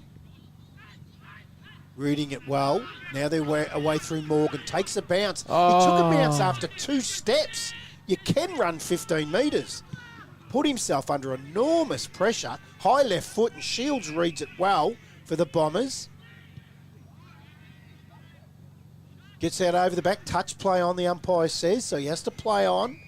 Holding. Jeffs will get the free kick. I think I know why Willetton's quietened down a bit. He is limping. The cramping has really got him. Well, he did a lot of running early in the game, didn't he? He was super. He did. Out towards the boundary, of the boundary throw in. Just watching him go into the boundary thrower now. He's just sort of shuffling around, isn't he? Yeah, he's struggling, very much so. Yeah, he did the power of running in that first half. He was unreal. In it comes. Folk wins the tap to Harry Folk. Comes out to Ryan again. Feeds it off. Jansen, that's Ashton. He gives it to Tom King. High ball looking for Jessup. Read that very, very well. Never took his eyes off it. And here's Luke Johnson again. They won't go away. No. Oh, look at this. All on his own. Cooper Ryan will get a shot on goal from 35 out to put him in front.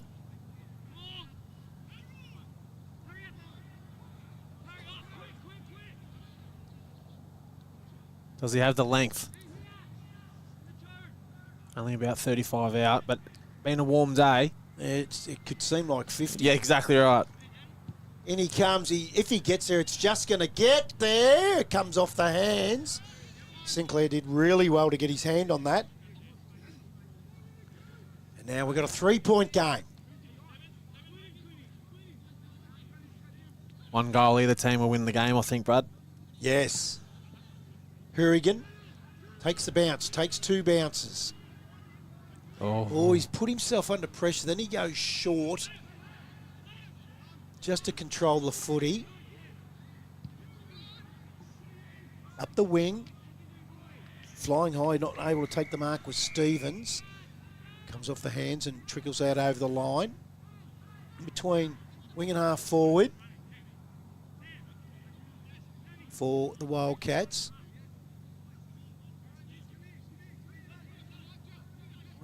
Try and see if I can get a score from around the grounds of other AGL Loyang North Gippsland games. There's a real close one between Cowar and Yarram going on. That was a goal the difference. The Bombers through Sam Curtin, feeds it out to Shields. Hurried left foot kick up the line. Good punch from behind by Seagon, finds the boundary line.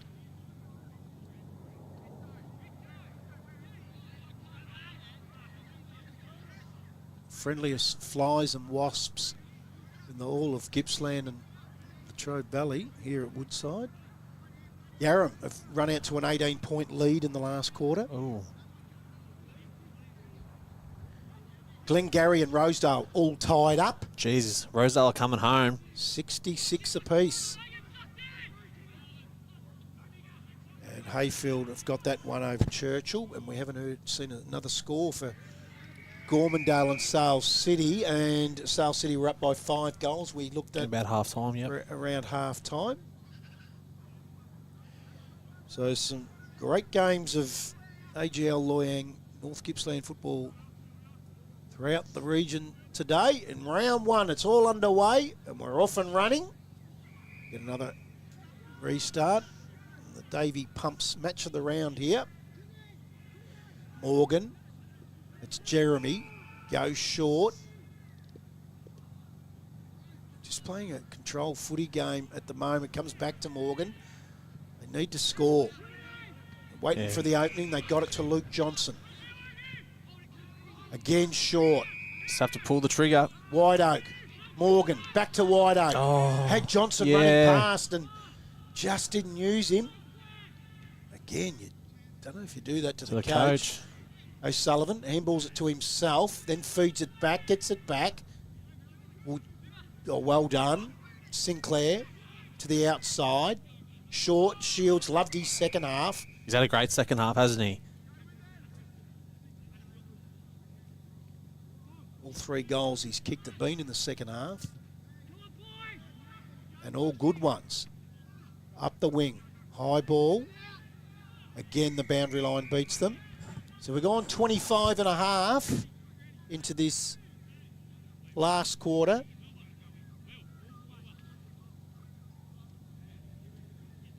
And it's a 3-point ball game to the Bombers. Has Woodside got another one in them? There's Brawns. Double-handed tap. Goes straight to Tom King, and he's all wrapped up by Seagon.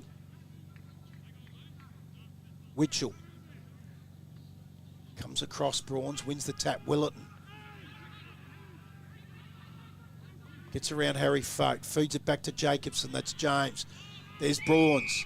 Take your time. He got separation from Witchell. Quickly gives it off to Mick Jacobson. Takes a bounce. Goes inside 50. High ball. It gets out over the back. On the right foot too. And he gets his second. And bookend goals for Mick Jacobson. One in the first and one in the last. And he's probably put them beyond him now. 13-10-88, the Bombers. From 50 on the opposite. Look at that. Beautiful goal.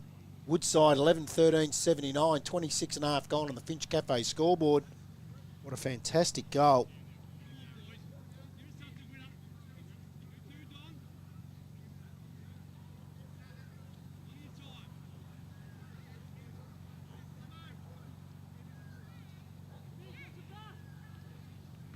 Good punch from Fleming. Shark by the Wildcats. They go up towards half forward. Bouncing ball. Oh, Wide Oak didn't travel the required distance from Ashton Jansen. And then he's quickly tackled by Kilgour. Get a restart.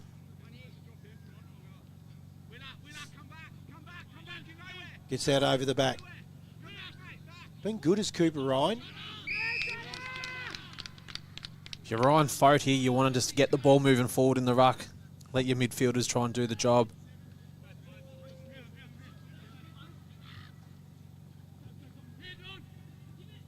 Morgan round the body. Probably a better result Yeah, definitely. for the Wildcats because they need a goal, not a behind, and they're 9 points down, and it's deep in the last quarter. Folk wins it forward. Morgan's there again. Liked his game. Josh Morgan tried hard.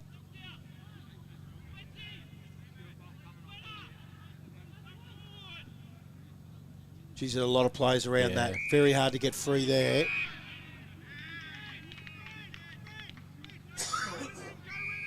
Umpires pulled a free. Go to the Bombers. Which dumped him. He saw Sam Curtin. I would be too. Yeah. Oh. Straight to the boundary.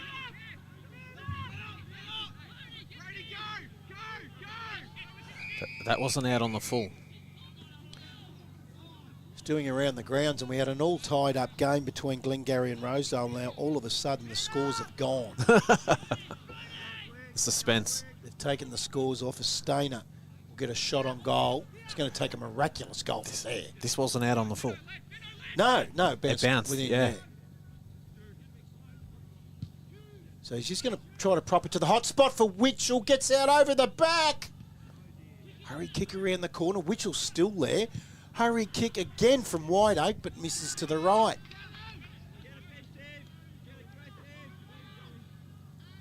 It's interesting that they're scoring from Glengarry Rosedale would stop. That all tied up. Could be the first draw. Yes. Now it's back. Still 66 apiece. Final. No, it's still going. Yarram have run away now. Oh, well, they'll 3 goals up. They'll take that over Cowar. So the Bombers just controlling the footy on the outer side. Nearly 30 minutes gone. They lead by 8 points.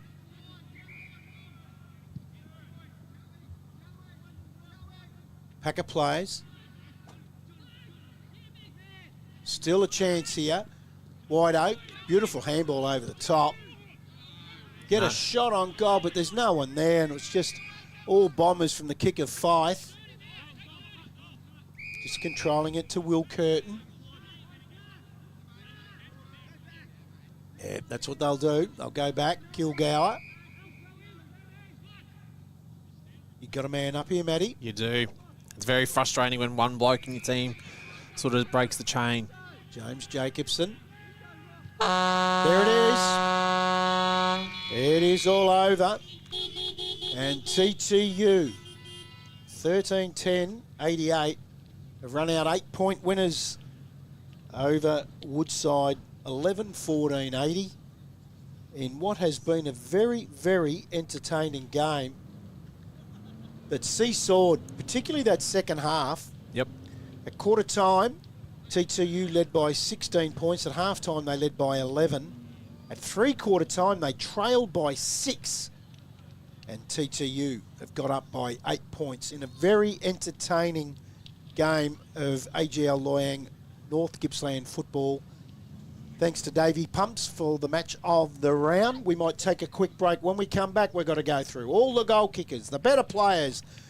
We'll name the Evans Petroleum Mark of the Day, the Massaro Motors Goal of the Day, Crown Hotel Player of the Day, and the post-game show thanks to BP Tarralgon East. And we'll hopefully try to get a chat with Jack Brown, and we'll be back with you. Bombers win by 8 points.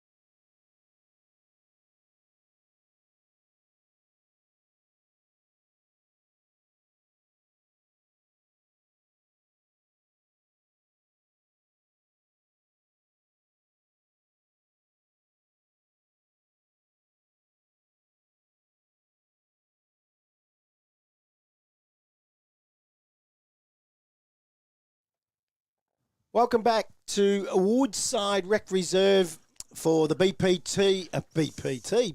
Tarralgon East post-game show. It's been a long day, and it has been a fantastic game of footy where the TTU Bombers have run out 8-point winners, 13-10-88 to Woodside 11-14-80 in what has been a fantastic game of footy. I've got to take you through the goal kickers. Firstly, for Woodside, Mick O'Sullivan got 5. All 4 of those 5 were kicked in the second quarter, and then he got 1 in the third. He had a real purple patch, and then it was all singles.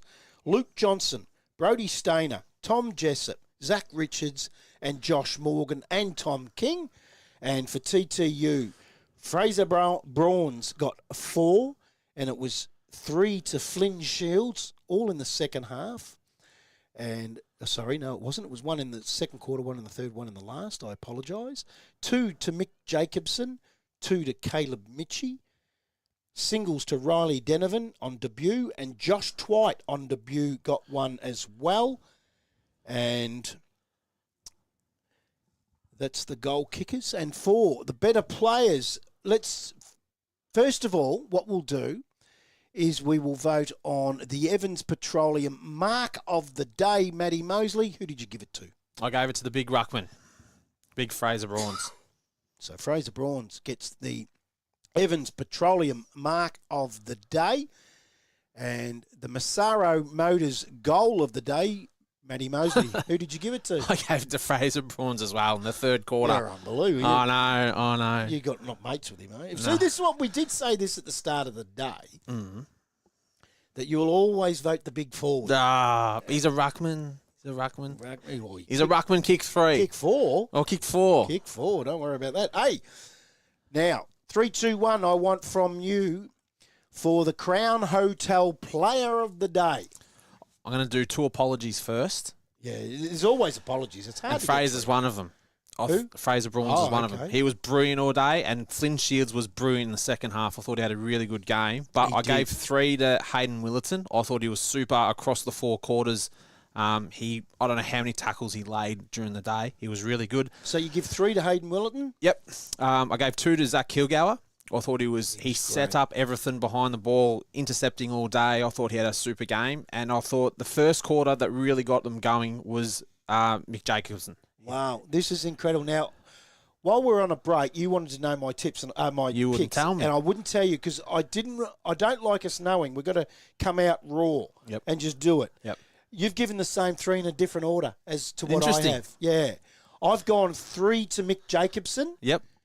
I've given 2 to Hayden Willerton. Yep. And 1 to Zach Kilgour. Wow. And you went the other way. So that's a total. Mick Jacobson gets 4, Zach Kilgour gets 3, and Hayden Willerton gets 5. Hayden Willerton is the Crown Hotel Player of the day. On his 100th. On his 100th game. So, well, you surprised me there. You've gone the little man for best on ground. I know. But he was super. He was. He was unreal today. He did cramp up. He's a quieter. It's easy to say quieter third quarter and last quarter because his first 2 were just so superb. Yeah, it's the little 1%ers that I was really impressed with. He's tackling and he was always on the bottom of the packs. So I just thought he had a really great game. Yeah, we're hoping. I have spoken to both clubs and we're hoping on Jack Brown, the winning coach, coming in to have a chat in the BP Tarralgon East post-game show. He was just going in to talk with his players, obviously. So it's always very hard. Be great to get Hayden Willerton in here too because I am told he loves a yap. But we haven't got a runner that can run in there and grab Hayden Willerton. So we'll stick around. So the Massaro Motors Goal of the Day and the Evans Petroleum Mark of the Day both went to your man, Fraser Brawns. The Player of the Day, thanks to Crown Hotel, went to Hayden Willerton. And it's interesting, we didn't fit a Woodside player in the best 3. It was very, very hard, where they've only lost the game by 8 points, and Mick O'Sullivan kicked 5, but he had 4 1/4, so he's had the best quarter of anyone. Yeah, but he only had the ball in his hand for about 30 seconds. Yeah, that's right. That's right. So there was more But in the better players for Woodside, let's go through those. I thought Tom King and Josh Morgan were very good. Yep. Cam Whiteoak Yep. tried hard. Joe Fife did some really good things. Jeremy Morgan did some good things. The coach was good. Look, He had a they great third quarter. Yeah, Mick O'Sullivan, well, he gets 5 goals, 4 1/4. They were good. He was good, did well. The Jansen brothers, I thought, were okay. Luke Johnson stood up at times. Harry Fote was good in and under. So, and then the other players that we haven't named in TTU, we both didn't give Flynn Shields a vote, but he would have been close. Yeah, even James Jacobson as Yes. well, the brother. Like, he was good on both feet all day. Like, yeah, they were really good. Caleb Mickey started off well, kicking a couple of goals. Like, yeah, you can all put a positive on most of the players. Sam Curtin on debut. Yeah. I mean, all three, Josh Twite and Riley Denovan, all on debut with Sam Curtin, were all very good. But the pick of the bunch out of those three for me was Sam Curtin. I thought on debut he got You wouldn't know it was his first game. No, he got a lot of the footy, and all those boys look they really belong in senior footy. There's no doubt about that. Quinn Sinclair up back at times was pretty good. He was. There was a few times there was just nothing he could do about it. No, But when it was a 50-50, he would break. yeah, He would break even and with... I mean Zach Kilgour. I mean we've given him third best, 5-4-3. Yeah, third best. He was excellent, absolutely excellent. Hey, have you got some around the ground scores for AGL Loyang? I do. Still yet, we've got nothing for Gormandale and Sales City, but we have Hayfield 28-13, 181 to Churchill 4-5-29, which we sort of had an idea that would happen. Cower 13-9-87, they got done by Yarram 16 goals, 9-105. And then we had our first draw of the year with Glengarry and Rosedale, 10-6-66 to Rosedale, 9-12-66, which is a bit of a surprise there. Well, it didn't take long to get the first draw of the year. No, one game. Unbelievable. 10-6 to 9-12. When you get a draw and you kick inaccurate, Rosedale will be kicking themselves. Yep. Yeah, you'd be spewing. Over that one. The Churchill one that we knew that they're going to have a long season. Just stick at it, boys. We'll be out there next week when you've got the prime train playing against Cower. We're looking forward to that one. It's going to be a great day out at Churchill, and I know Mark Ainsworth will be champing at the bit for a big day, and I know he works his butt off for that footy club, as all these presidents do, no doubt. Now, I just want to make mention, excuse me, I'm struggling with this throat. I just want to make mention that what we had for the pre-game show today, and just bring this up again, is the Latrobe's biggest ever Blokes Barbecue. I'm going to cough. Excuse me. On Friday, June 20, 11 till 4:30 at the Kernot Hall in Morwell. Going to be a magnificent, it's going to be a huge day with Tom Seagate, the suburban footballer. He's emceeing it. He's a comedian. He's a very funny man if you haven't seen him. And Ray Chamberlain will be there as well. Also with comedian Brad Oakes and Arj Barker. Really looking forward to that. That's going to be a massive day, and really looking forward to seeing the Big Blokes' biggest ever barbecue. But without any further ado, I've got to say it's really, really good to have the big fella Jack Brown in the box for a chat after that win, and you would have to be very happy with that, Jack. Yeah, it was a really solid win. Round one's always really interesting, I reckon. It's not always the best display of football or the best skills or anything like that, but to walk away with 4 points today, that's all that really matters, I think, in games like this. One thing that stood out to me that I would think that you'd be really happy with, that you look like at quarter time, I thought, and we made mention of this in the call, you could run away with this. They come back at you and they actually hit the front. It was the 27-minute mark of the third quarter where they hit the front and your boys come back again. Yeah, we were really happy with our finish. We were not very thrilled with some of our discipline throughout the game, and some of our really silly turnovers deep in defensive 50. We feel like we were in control of the game, and then a 7 to 8 minute patch in that third quarter, we let them back in and we let them score heavily, which is what we pride ourselves on, holding teams defensively. But the fight back in the fourth quarter, that's not easy to do. So to finish so strongly, we're really proud of that. Tell us a little about Hayden Willerton. It was his 100th game today. Does he normally always play like that? Or that was a blinder for him? It was a very, very good day day out for him. He does. He's just, over the last 12 to 18 months, his role's changed quite considerably within the team. So he's always been a high half forward, but about mid last year we put him on ball. And he struggled at first with just playing the minutes, but he's got really fit in the off-season, and we saw the benefit of that. He was able to spread really fast on the outside, and he had a really, really good game. You got the Crown Hotel player of the day. Yeah, it doesn't surprise me. And, he'll love that. He spends a bit of time I was just about to say that, talking to Bernie on the drive here today, that's the sort of award that he'd love. He will love that. He'll be there tonight probably. So, tell us a little bit about the 3 guys that played their first games today. Yeah. So we're happy with their output today. The first game for a new club is really, really difficult. We obviously lost a few in the off season, and we didn't go and chase too many. We just tried to replace them, but sort of change the way we play a little bit within that. And we feel like we've done that with who we brought in. So big Sammy Curtin, big bodied on baller, just bash and crash. He's a really good player, and thought he settled our midfield really well in there throughout the game. Then we got Joshy Twide, who joined us pretty late in the pre-season, looking for a lot more senior opportunities. So he's played a lot of footy at Traralgon, really smart, high half forward, which is probably where we were lacking a little bit last year, just genuine connection between the backs and forwards. And lastly, Riley Denovan, we're really, it's his first game of senior footy. He played a really, really good and important last quarter, I think. And he's just going to get better and better. He's kicked a couple of 100 goals in thirds footy. It's just going to get easier and easier for him. Did he break the ton? Talent.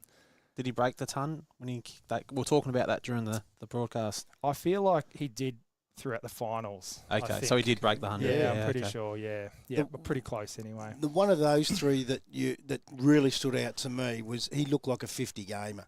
Was Sam Curtin. Yeah. Well, Sam Curtin's, he's an experienced footballer, so he's probably, I'm not sure of his exact age, but he'd be 22, 23 or something like that. So he's played a lot of senior footy down at Berwick, which is a good standard of footy down there. So he's Will Curtin's brother, who joined us last year. So they're very different footballers, I think. But yeah, he's a bit of a seasoned footballer, and he's quite smart out there as well. The one I give best, the numbers jumbled, but they did a little bit, yeah. Willetton got it, but I liked Mick Jacobson, and I thought he set you up early. Yeah, he did. You don't win league best and fairest without being a very good footballer, and he's our back-to-back BNF winner. So yeah, we rely heavily on him, but we feel like we're starting to find that spread on ball a little bit more, and other blokes are stepping up also. Does it? I don't really like asking this question, but I'm going to ask it. Grand final replay. A lot of coaches don't like that name. It's a whole new season, you're a new team. You got different players. But do you come to the game with a little bit of jump in the guts and saying, you know what, I really want to win this one? You come with a jump in the guts to win any game, I think. And we actually agreed as a group during the week that the past is the past. Even though we won 2 years ago, we've moved on from that. We just need to be better and focus on 1 week at a time, focus on 2025, and not live too far in the past, not be happy with our achievements from the past. It's about right now and building success from here. Have you got any more, or is there more to come in? Yeah, we had a few out today, and I know that Woodside had a few out as well. There was weddings on and a few other things on. Obviously, our captain was out today, John Nielsen, so he'll be really important when he comes back in as big centre-half forward. Kate Duncan was down at a wedding, also a very important player for us also. So another big man, because I thought Brawns and Fleming was super. Yeah. So you got another one? Jai's not huge. He plays taller than he is. He's probably 6'1" or 6'2", but yeah, he was our leading goal kicker last year and a very, very good footballer. Yeah. Where do you see yourselves in the competition? Do you see it another even competition, or bottom teams bottoming out a little bit, or?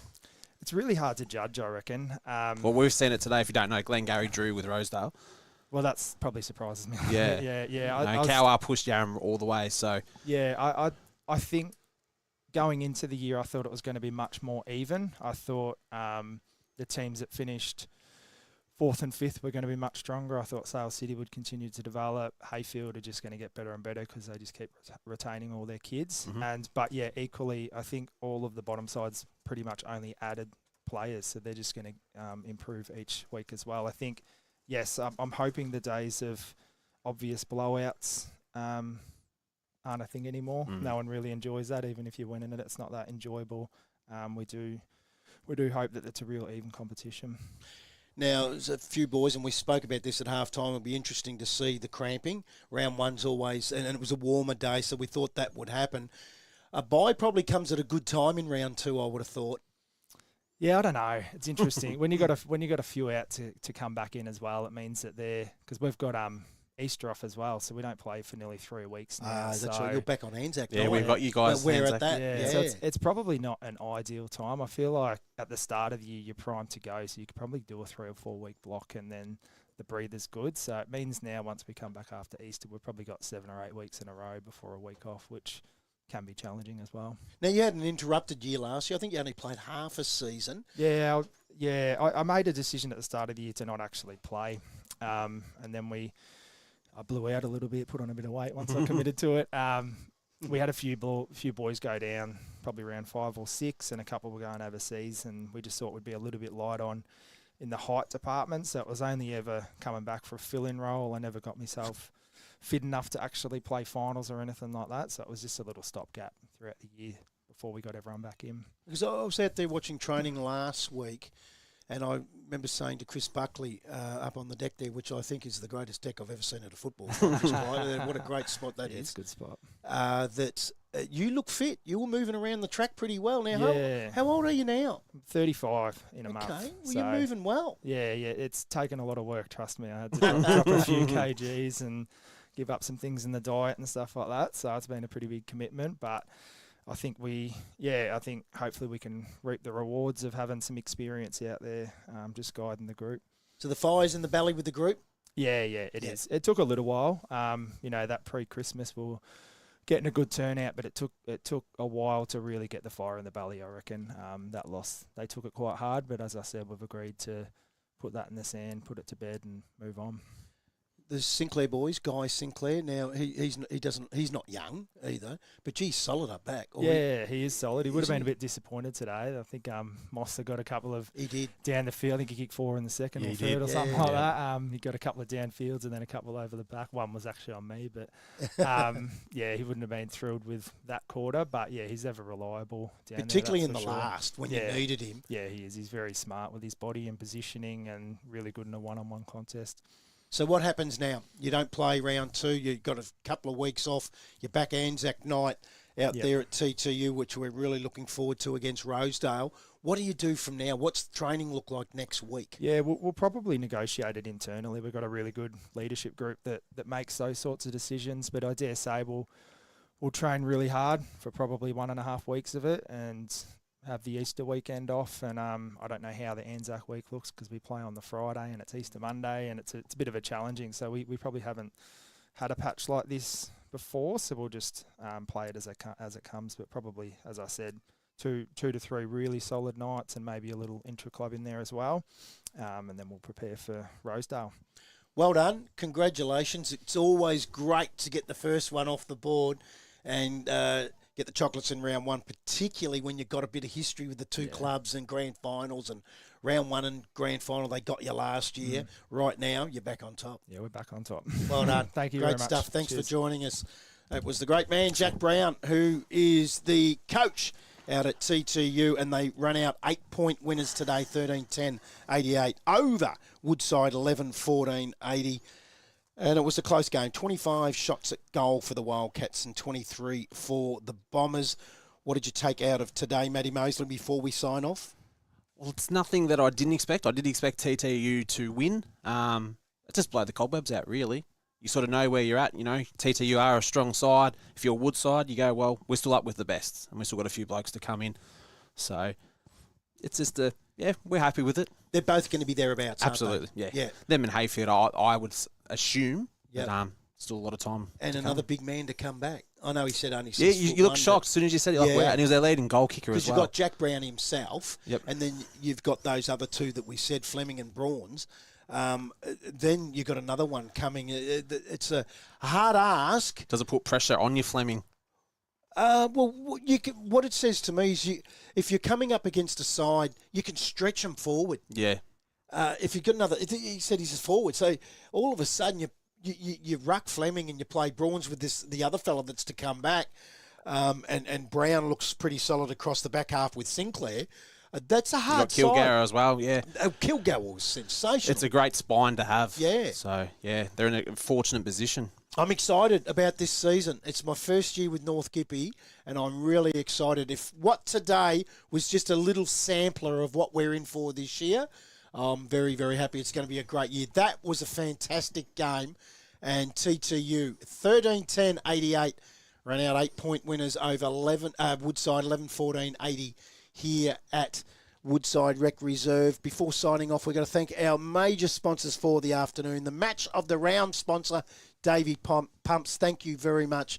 Latrobe's biggest ever barbecue on June 20 for the pre-game show. Of course, Finch Cafe, the scoreboard sponsors, and there was Crown Hotel, Massaro Motors, Evans Petroleum, Electel, BP Tarralgon East. On behalf of Mickey Robinson on the camera and Stephen Gregory on the buttons, and Matty Mosley is my special comments commentator. We will be back next week. Churchill take on Cowar from Churchill at 2:15, but the broadcast at 1:45. This is Brad Sinclair for Sports Stream Live signing off for AGL Loyang North Gippsland Football Netball League. See you next week.